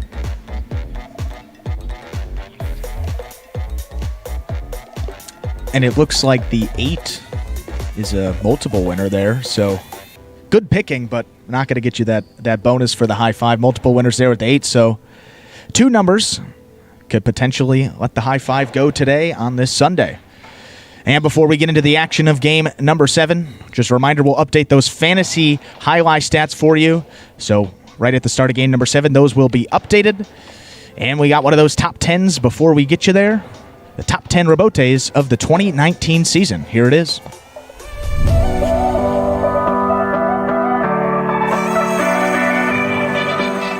Outside placement from Cool. Macier goes back for the rebote, diving, and that's a 2-ball, and lands just in. That will score.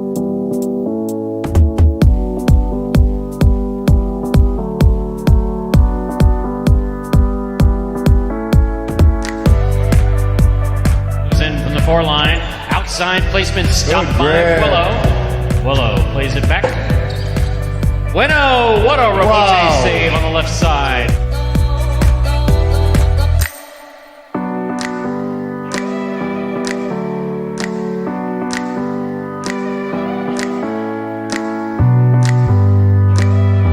Karam stopped on the forehand of Jin. What a beautiful rebote. Jin on the run, 2 bounces, scores.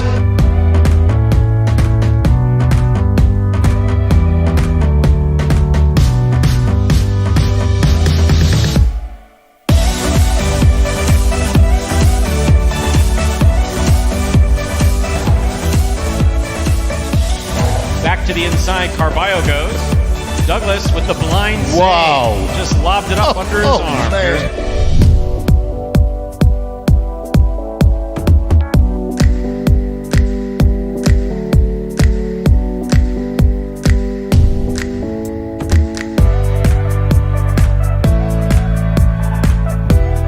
Rebote thrown beautifully. Antelope gets out of the way. Rebote's back up. What a fine effort. This is a 2-ball. El Barba on the run. And it scores.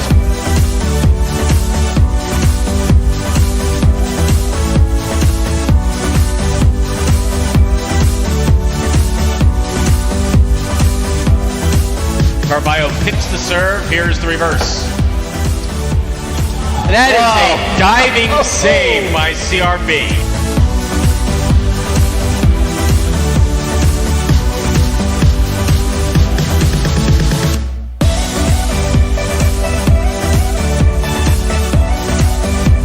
He somehow gets rid of it in time without holding it. Here's Anderluck. Carballo diving save. What a fantastic rebote thrown by Carballo.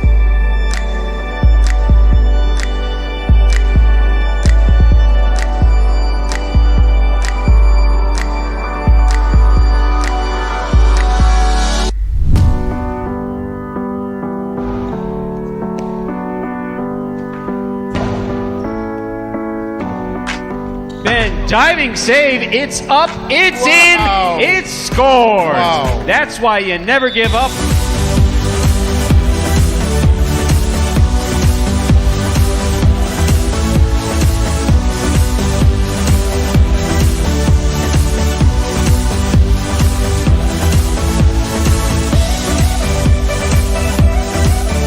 Big left side, takes an interesting hop, goes to the outside. There's Douglas.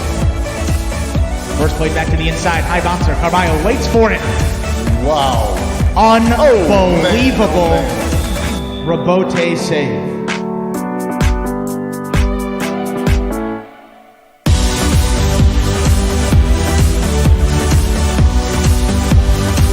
Carballo's there. Sidearm carom, split placement. Kubala up at the 5 line. Willow, that's in play. That is absolutely in play.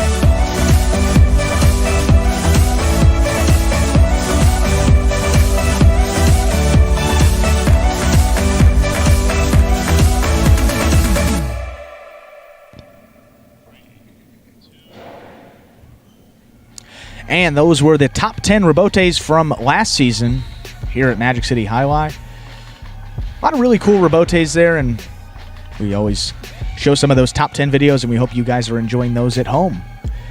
And those Fantasy Jai-Alai stats, fantasyjai-alai.com to check those out. Those have been updated through game number 6 today, so the only thing left are those 3 final games, games 7, 8, and 9.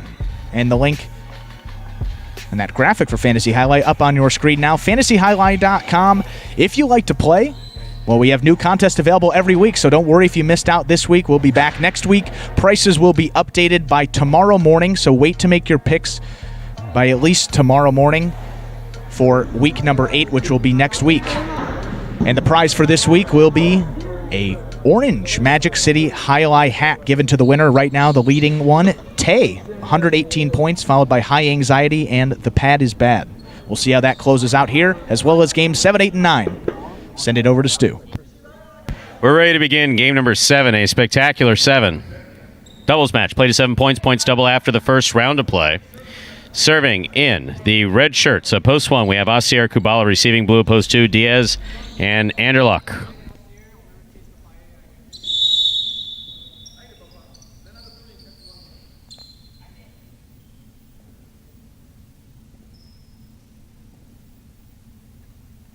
There's the serve. We begin game number 7. Great catch by Asier.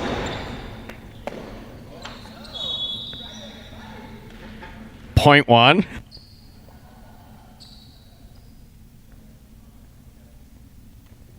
One serves to the white shirts, opposed 3, Juice and Carballo.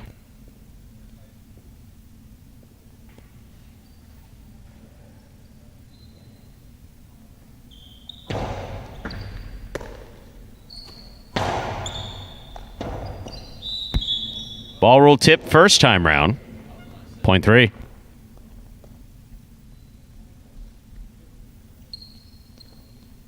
Our next matchup has Juice serving to the green shirts opposed 4, Bueno and Tennessee.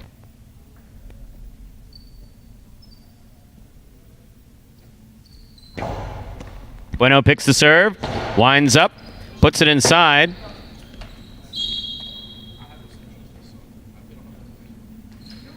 Point 4. Black shirts opposed 5 receiving El Barba and Ben.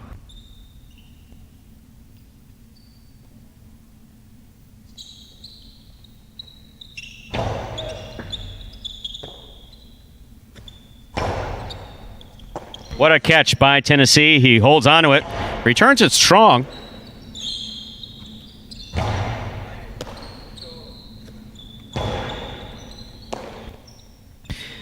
Backhand by Ben. Right to the corner, out to the rebote.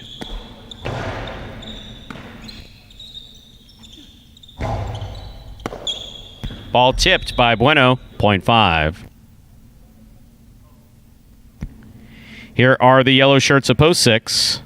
Jedin in the front court, substituting for Cool Fitness is Ikeda.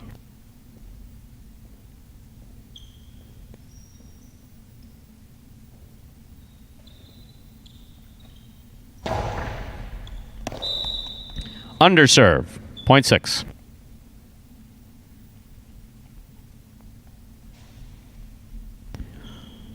That'll bring to the court the pink shirts of Post 7, CRB, and Vuelo.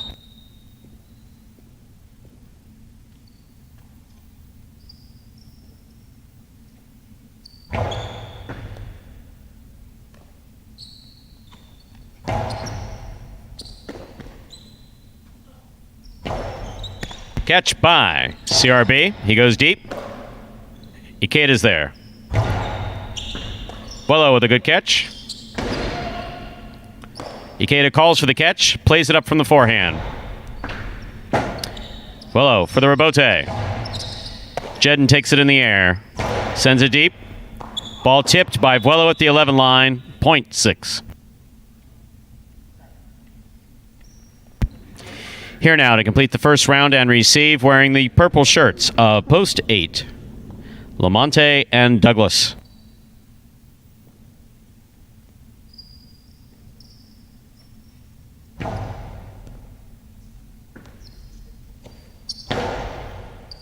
Catch by Ikeda.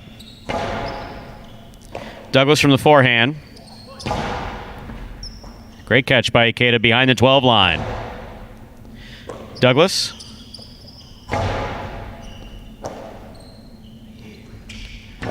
Outside placement. Will score. 0.6. 6 with 3 straight points. That completes the first round of play. All matchups are worth 2 points through the end of the game. Diaz and Anderluck return the blue of Post 2.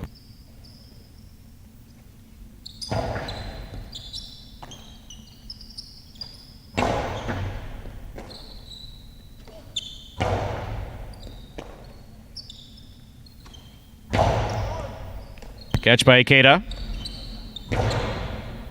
Scoop. Missed. 0.6.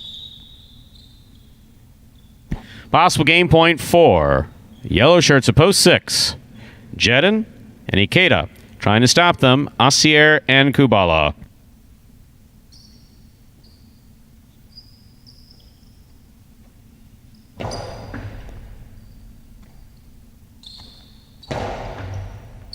Catch by Ikeda on the run.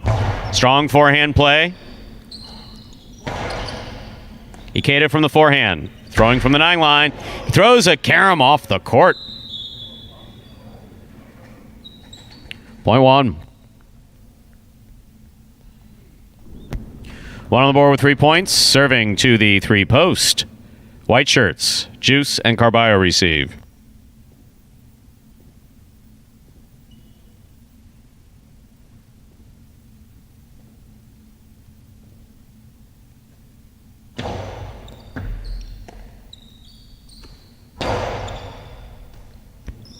Kubala from the forehand, hard to the inside, picked up on the left side of Kubala.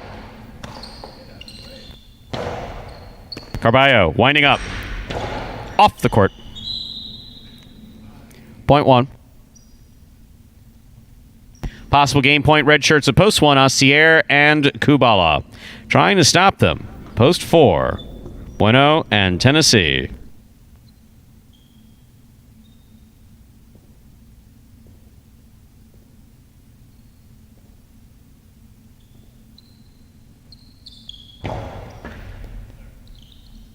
Catch by Tennessee at the back wall. Up, and away. That is point and game, ladies and gentlemen, for the red shirts of Post 1, Asier and Kubala. 6 places. 5, 3, and 4 will play off for third place. 5 first serves, 2, 3.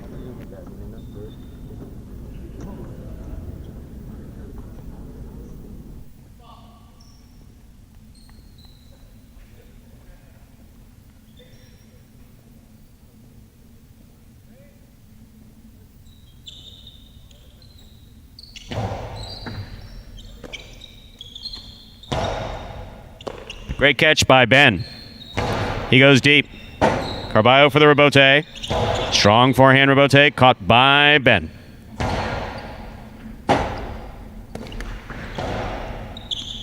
Ben on the catch again. Goes deep again. El Barba's there. Carballo. Wow. What a rebote by Carballo. That was something else. That carom is off the court. Wow.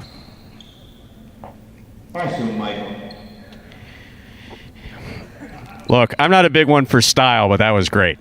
I'll give you credit for that. Yeah, that Stu- was great. Stu I don't like the admits whole it. style Yep. thing. That was good. That was excellent.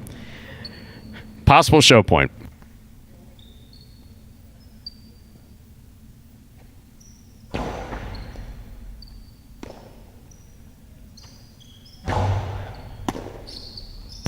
Point 4. We'll turn them around now. 4 serves to 3. This is show point.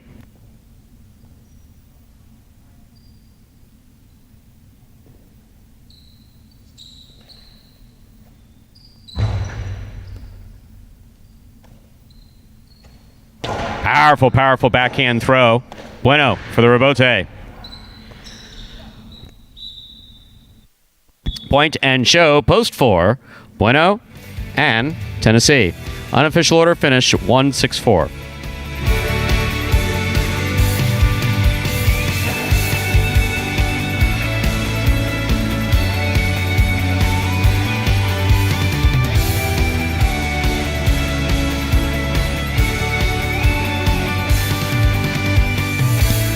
And with the one winning, looks like the high five lives to fight another day. Wow. 1-6-4 is official. Coming in first, post 1, Asier Kubala taking second, post 6. Kata Jedden coming in third, post 4, Bueno and Tennessee. So yes, I obviously give Carballo specifically a hard time. I always have for the jazzy, fancy stuff. I always have. But wow, he has 4,800 on the carryover. Yeah, let's go over the prices. Then we'll get into Carballo's style. Then we'll talk about Carballo. Look at that win. That's a beautiful win. $2 on 1 to win. Return $22.80. The $2 quinella, or for those of you who really don't like me saying quinella, we'll say quinella. 1-6 or 6-1, $28. Trifecta 1-6-4, $5.85.20. Maybe every other game I'll switch it up back and forth. I don't think I can concentrate that long, actually. He's got to keep the fans on their toes. Now they're expecting it. So exactly. Don't want to give them anything less to be concerned about. You thought I was going to say something else. The 18151, 4 of 5 numbers, 108.50.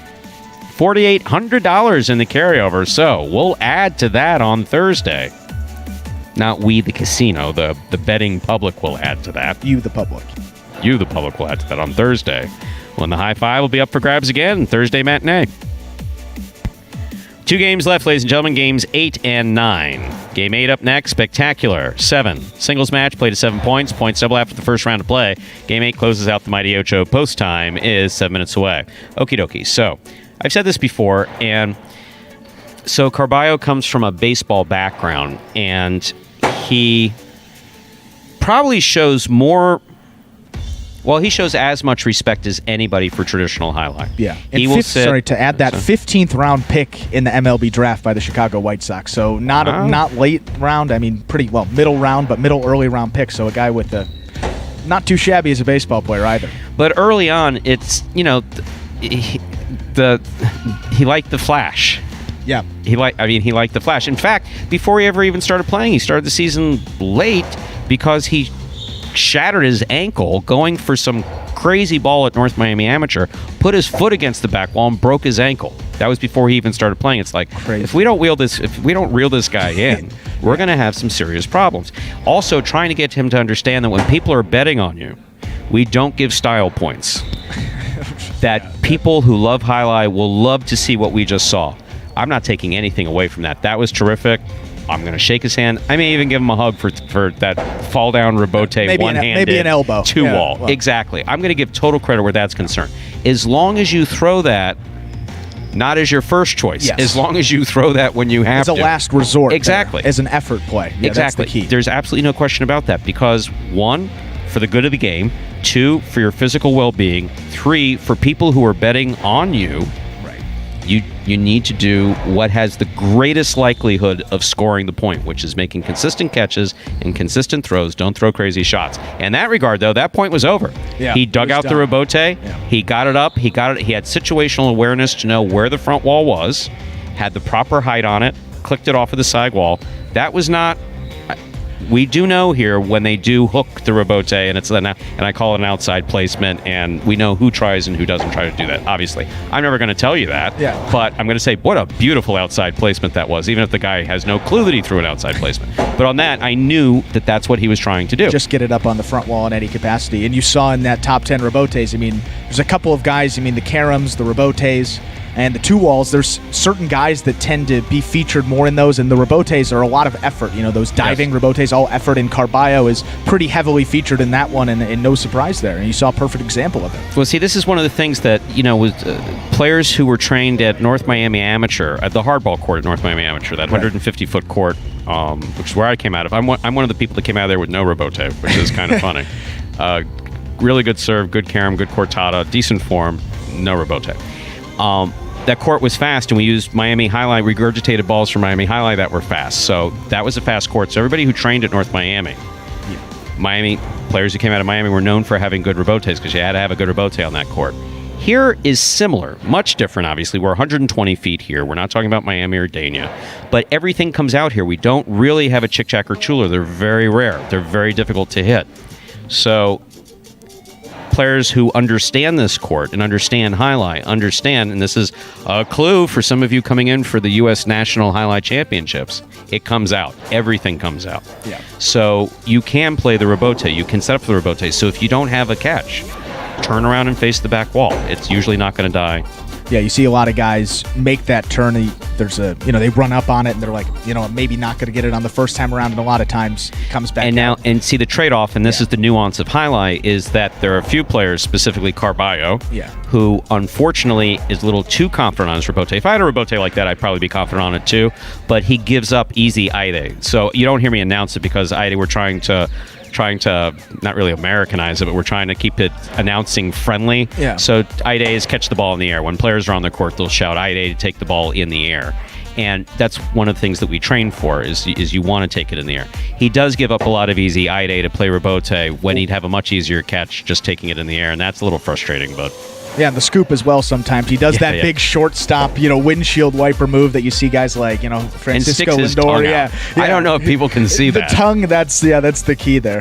At first, when he first did it, I thought he was doing it to piss me off. And I was like, what's with the tongue? Why are you sticking the tongue out? It's like you want to, and I caught the ball. I don't care. It's like, don't do that. And then he does it reflexively. Yeah. Sierra is also a tongue biter. I was gonna say, this is a thing on the roster. And the father when he's making balls back here. The father when he's making balls got that concentrating. Apple doesn't fall too far from the tree. We have less than a minute to go till we begin Game 8. Game 8 just less than a minute away.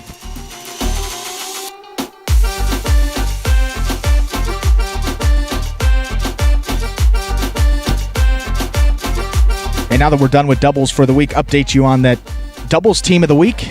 And as we predicted, it is that team of Douglas and Lamonti. 6 wins this week. Next closest team had 3, so a dominant week for them, back to their, week 1 or 2 form where they were winning almost every game. 6 wins to go along with 4 places and 3 shows for that team in the money. 13 of their 18 games, which for those of you that can do that quick math in your head, certainly I know I can't. That's why we got XL just over 70%. They're 72% in the money there. So a great week and 48 fantasy points. Wow. If you had them in fantasy, you're looking like you're pretty close to the top of that leaderboard, as we'll see how these final 2 games of the week close out. We are ready to begin game number 8. It's a spectacular 7 singles match. Played to 7 points. Points double after the first round of play. Game 8 will close out today's Mighty Ocho. Serving in the red shirt at post 1 is number 23, Ikeda. Receiving in the blue at post 2, Ben. Ikeda serves. Game 8 begins.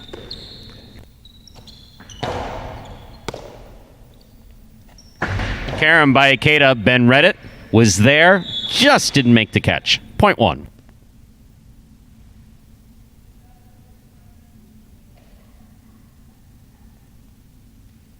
White shirt at post 3, Carballo receives.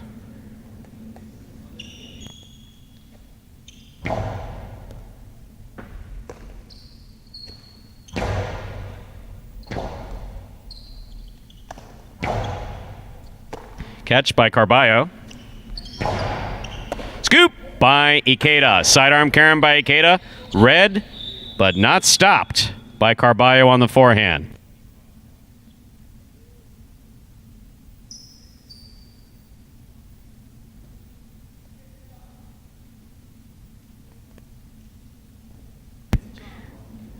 Jedden receives. Green at post 4.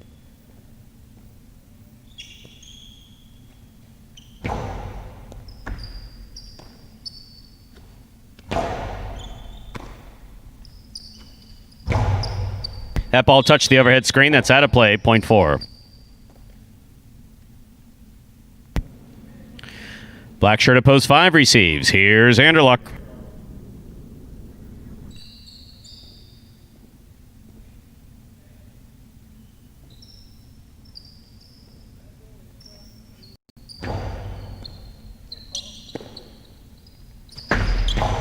That's a beautiful carom thrown by Anderluck to score.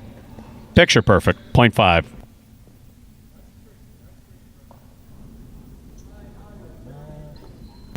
Post 6 receives. Here's Bueno.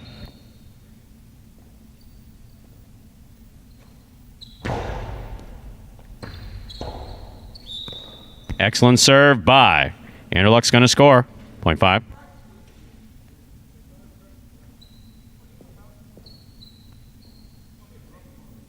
Anderluck serves to post 7, Douglas.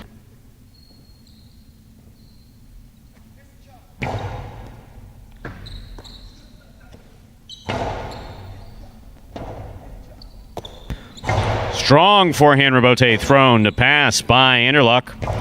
Douglas on the rebote. Catch by Douglas.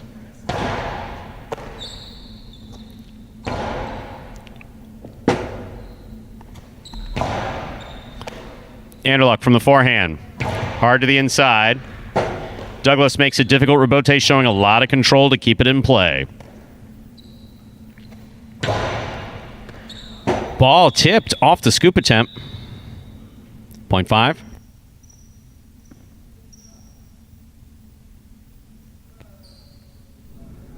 Here now to complete the first round and receive, wearing the purple shirt at post 8, Kubala.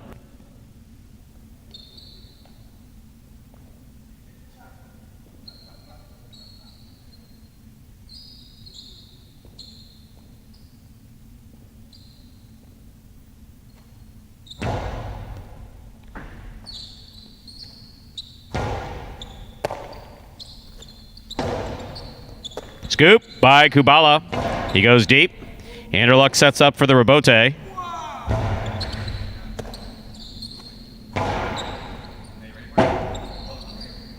Strong forehand rebote to the inside. Kubala's there. 1 foot up against the wall. Anderluck rebote save on the forehand.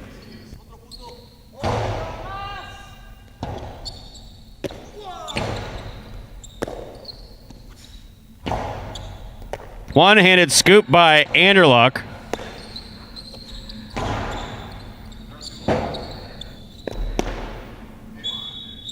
Kyle, was he singing out there? No? Just talking. Okay. You can sing if you want. Blue shirt at post 2. Ben receives.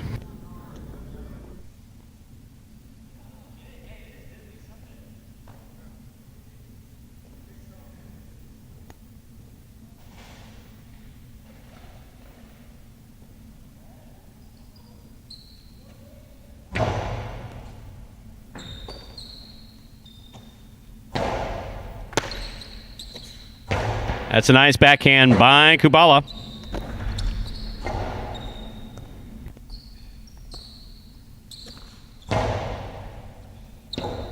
Ben sets up. Rebote hook low, point 8. Kubala's on the board with 3 points. Here's post 3, Carballo.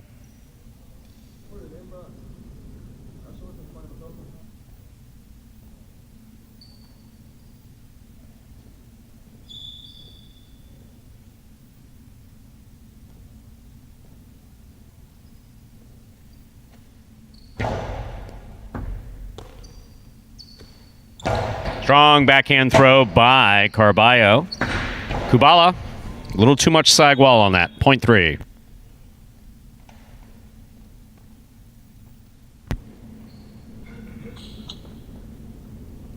Three serves to post 1, Ikeda.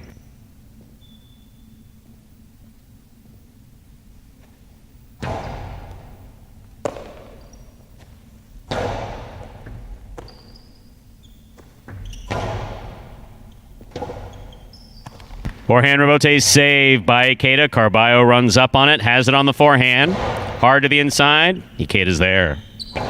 Goes deep.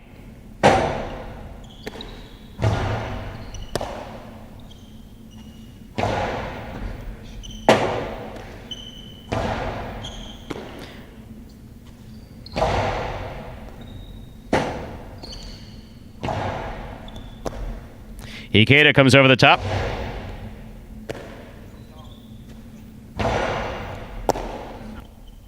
Ikeda again. Forehand rebote by Carballo. Quick bounce taken on the forehand of Ikeda.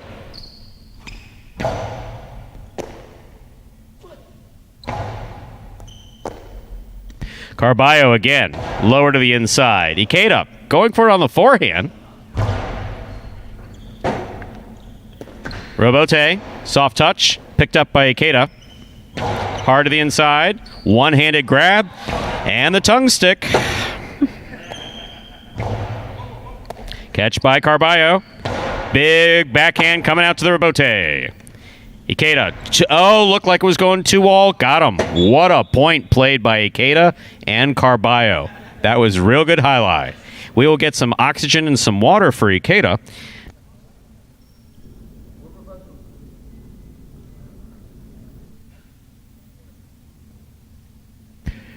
Receiving, green shirt to post 4 is Jedin.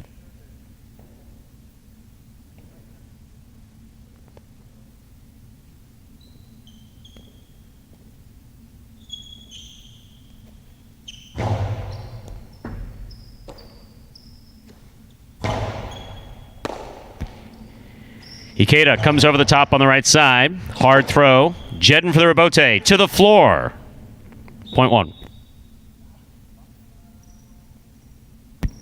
Possible game point for the red shirt at post 1, Ikeda.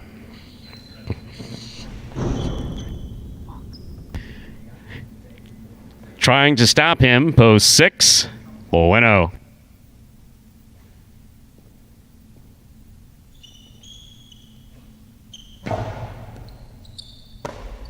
Point and a well-earned game for number 23, Ikeda.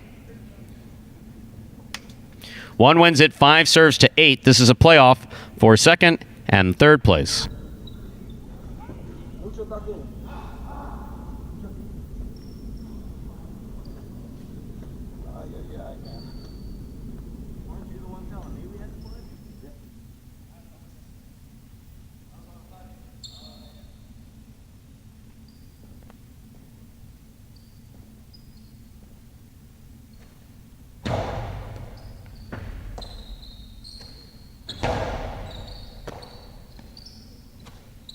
Strong forehand throw, taken in the air by Kubala.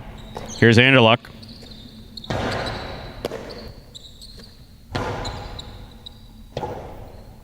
Rebote forehand by Anderluck, hooked. Point and place to post 8, 5 shows. Unofficial order finish 1-8-5.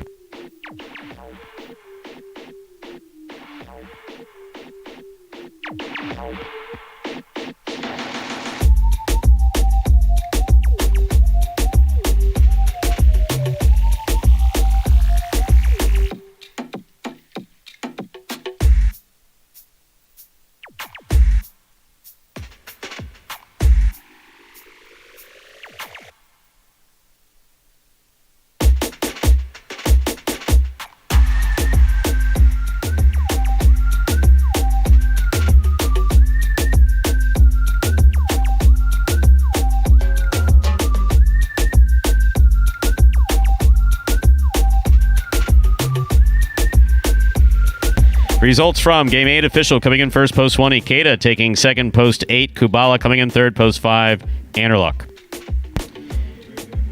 $2 Quinella, 1-8, $22. Trifecta, 185, 136 even.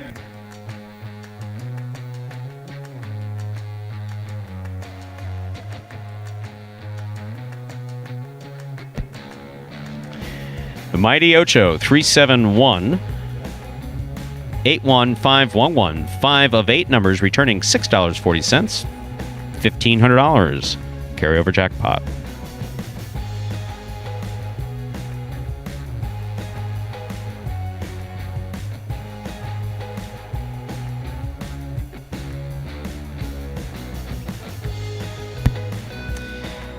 And up next, ladies and gentlemen, is game number 9, a spectacular 9 Superfecta match. It's our only Superfecta wagering opportunity of this performance. Play to 9 points. Points double after the first round of play. No scratches.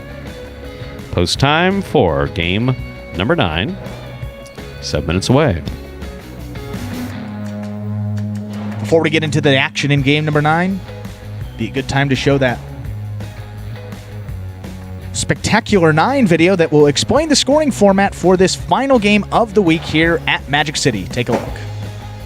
Spectacular 9 singles games are played with 8 players. Each player wears a different color jersey numbered 1 through 8 on the front. These numbers are traditionally referred to as post numbers. Post numbers are used to signify the order in which the athletes will play in a game. These numbers are also used for betting purposes. Don't be confused by the numbers on the back of our jerseys. Those are just for fun. Each game begins when the player in the post 1 red jersey serves to the player in the post 2 blue jersey. The served ball must land between the 4 and 7 lines marked on the court's side wall. If the ball lands between those lines, the serve is good and play continues until one of those 2 players wins that matchup. The player who loses the matchup exits the court and waits for his next turn at the end of the rotation. It's important to note that every game has 2 rounds. The first 7 matchups in a game make up round 1. Each matchup in round 1 is worth 1 point. Round 2 refers to all matchups that take place after the 7th and final matchup of round 1. The number of matchups in round 2 varies from game to game.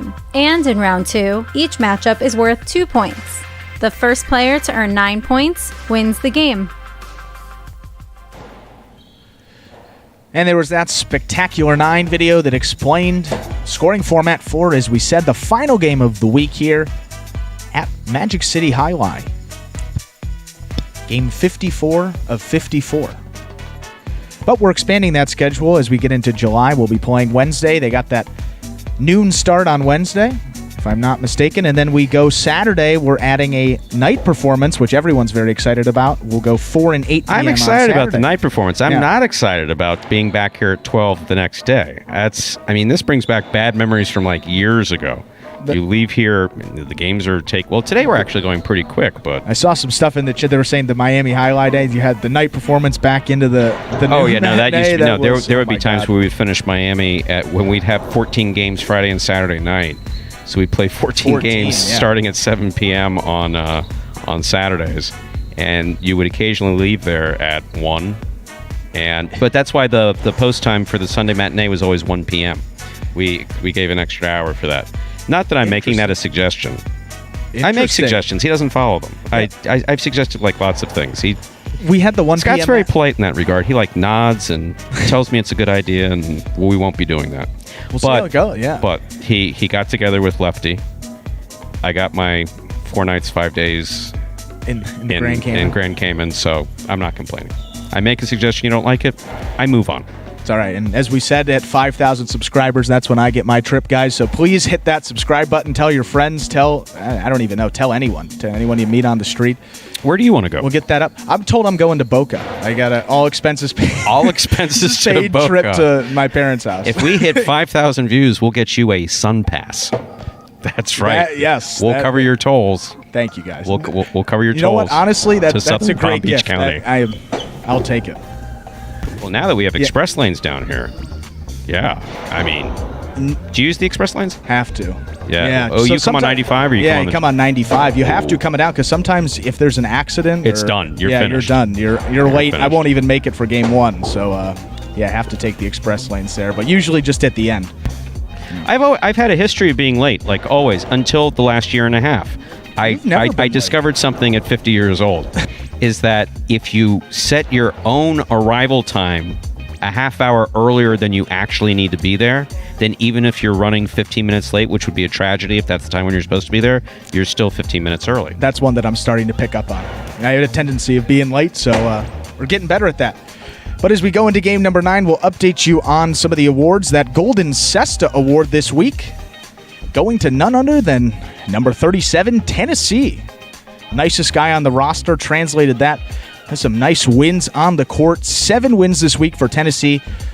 Ikeda could get 6. Douglas could get 5. Kubala could get 4. But no one's going to catch Tennessee, regardless of who wins this game number 9. So congratulations to number 37, former pitcher on the UM 99 National Championship baseball team, and a guy that is improving at a tremendous pace at this 2020 season. You'd love to see a new guy get that Golden Cesta Award in Tennessee, his first Golden Cesta of the year. And we mentioned after game number 8, the doubles team of the week was that team of Douglas and Lamonti. They had 6 doubles victories, so a solid week for them as well. And they opened up that lead, going back to the doubles, they opened up that lead for this first doubles tournament. It was back up to 7 wins. So Douglas and Lamonti with 26, Tennessee and Bueno with 19. So 7-length lead for them with 2 weeks left in this first doubles tournament, all part of the championship doubles series here. We'll have 3 tournaments throughout the duration of this season. This first one concludes the 28th of June, 2 weeks from today.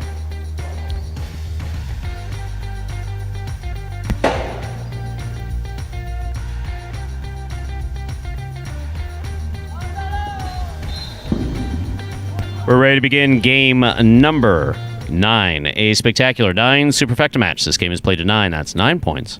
Points will double after the first round of play. Serving in the red shirt of post 1, we have Ben. Receiving in the blue of post 2, Ikeda.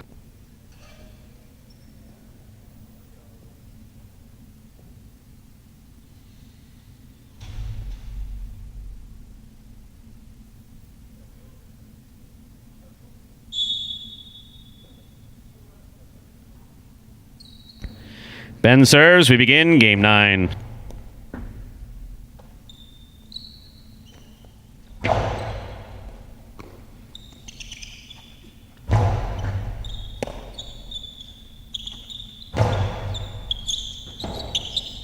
Rebote left side by Ben. Ikeda faked it outside. Ben did not fall for it. He came back, caught it on the forehand. He throws a carom nicely. Ikeda stops it.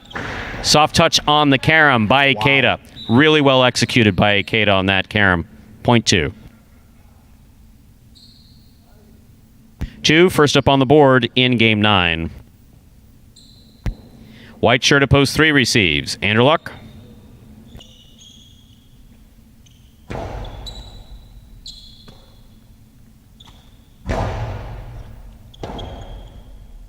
Rebote forehand by Ikeda. Here's Anderluck from the 7 line. Back to the inside. Gets out of the way. Ikeda's there. Rebote forehand by Anderluck. Catch by Ikeda.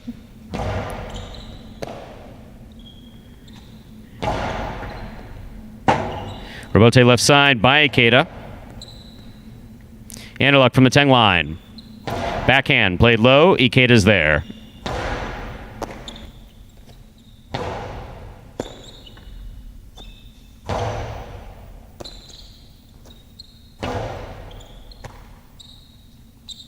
Ikeda goes deep. He gets it. Almost got it to pass. Anderluck with a tip ball at the 11 line. Point 2.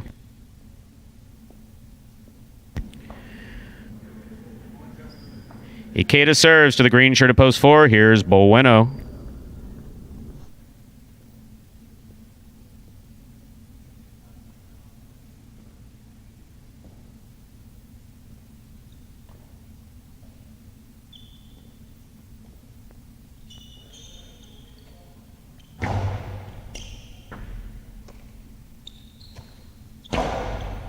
Beautiful backhand throw by Bueno.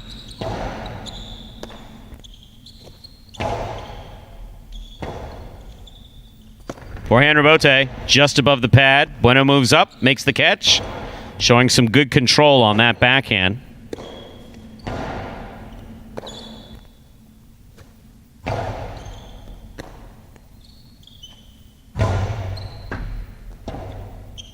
Rebote, 2-all by Bueno.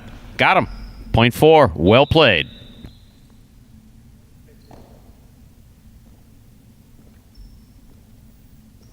Black shirt, post 5 receives. Here's Carballo.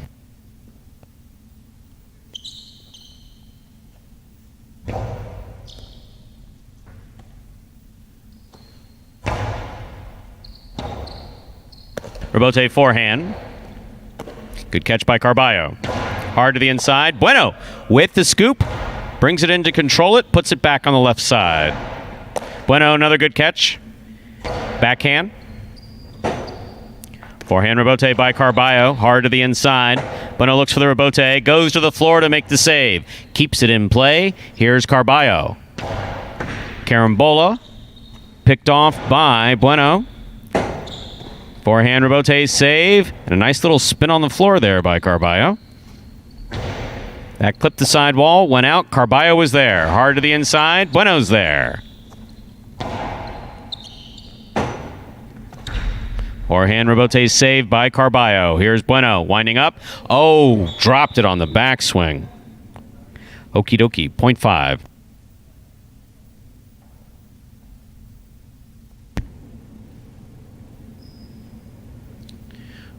This matchup has Carballo serving to Jedden in the yellow of post 6.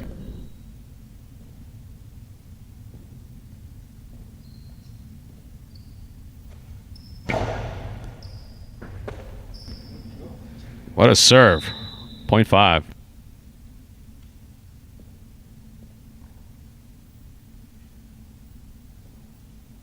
Here's post 7. Kubala receives.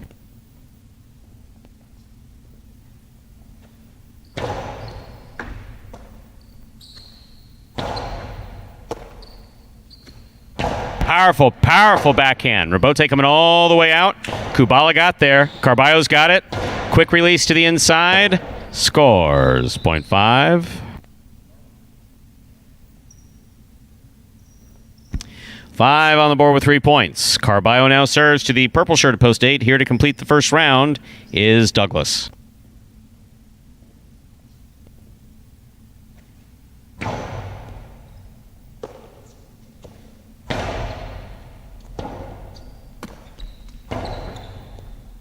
Douglas from the left side. Low and hard. Right to the crack in the corner. Douglas with the 2-all. That's wide. Point 5.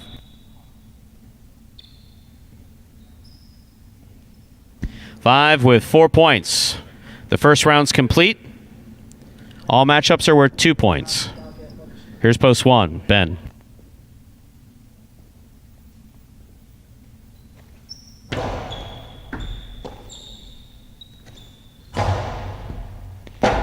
That backhand cleared the overhead screen.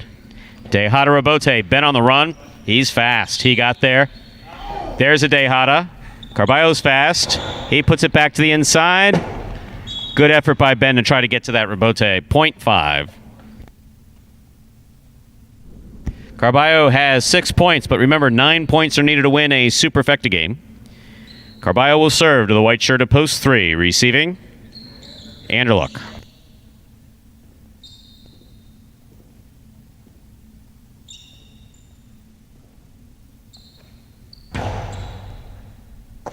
Excellent catch by Anderluck. Carballo from the left side. Rebote forehand. He makes the save. Carballo makes the catch. Winds up. Back to the inside beautifully to score. That's picture perfect. Point 5. Possible game point 4. The black shirt at post 5. Carballo trying to stop him is Ikeda.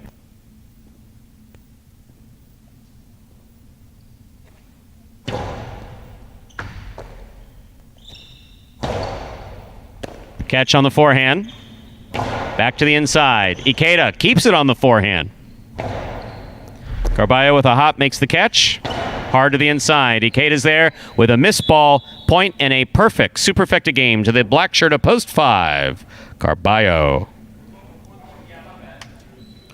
5 wins it, 2 places, 4 shows, 6, 7, 8, 1, and 3 will play off for quad point, 4th place. 6 first serves to 7.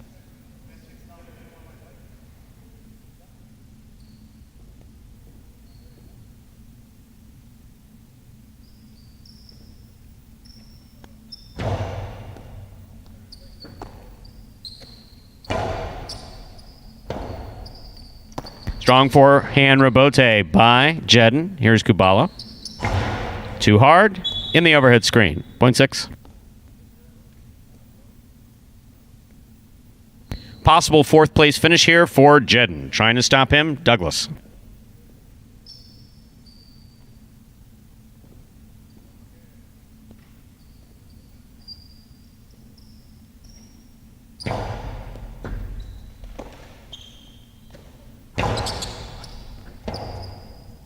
Rebote by Jedden. Nice soft touch. Douglas got there. Does not overthrow it. Lobs it to the backcourt. Rebote comes short. Jedden was there. Didn't have the distance. Point 8. Possible 4th place finish here for Douglas. Trying to stop him, Ben.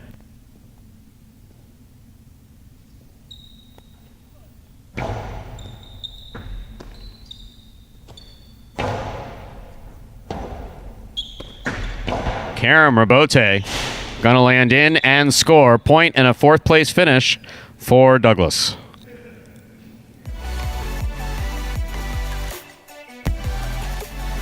Unofficial order finish 5-2, 4-8.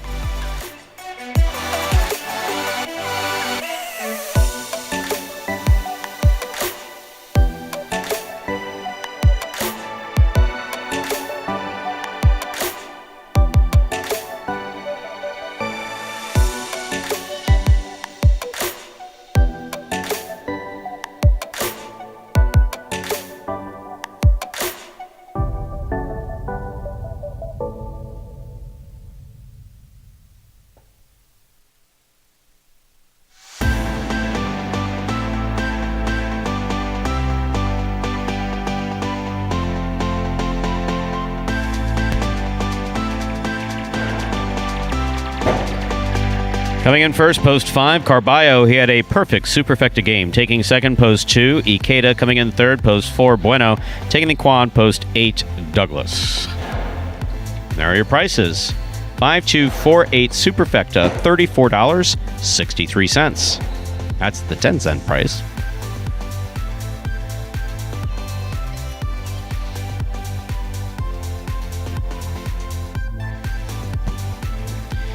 The Quinella, 2-5, that's 2-5 or 5-2, $25.40. Trifecta, first, second, and third place finish, 5-2-4, $185.20.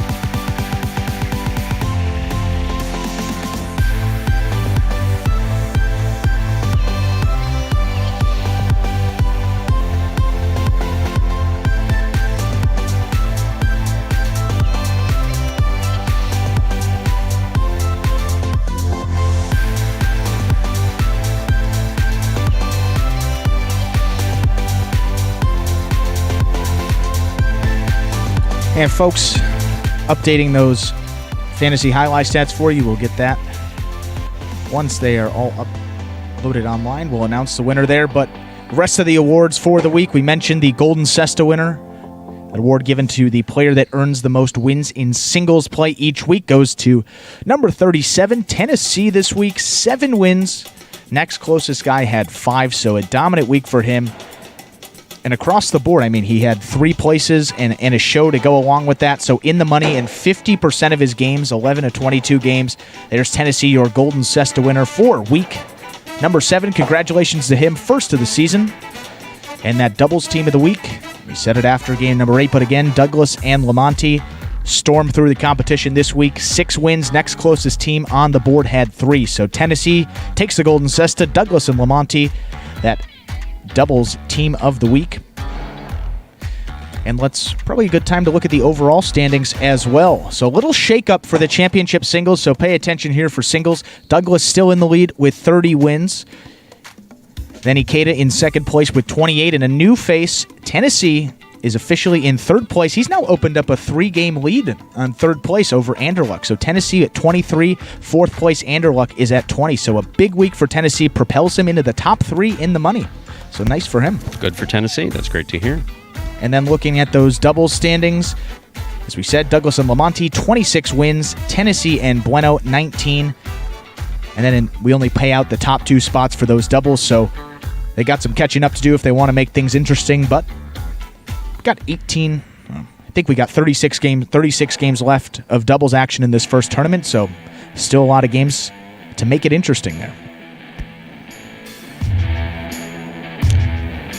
And that, ladies and gentlemen, will do it for this Sunday matinee performance of Live Jai-Alai in the Magic City on YouTube's Jai-Alai Channel.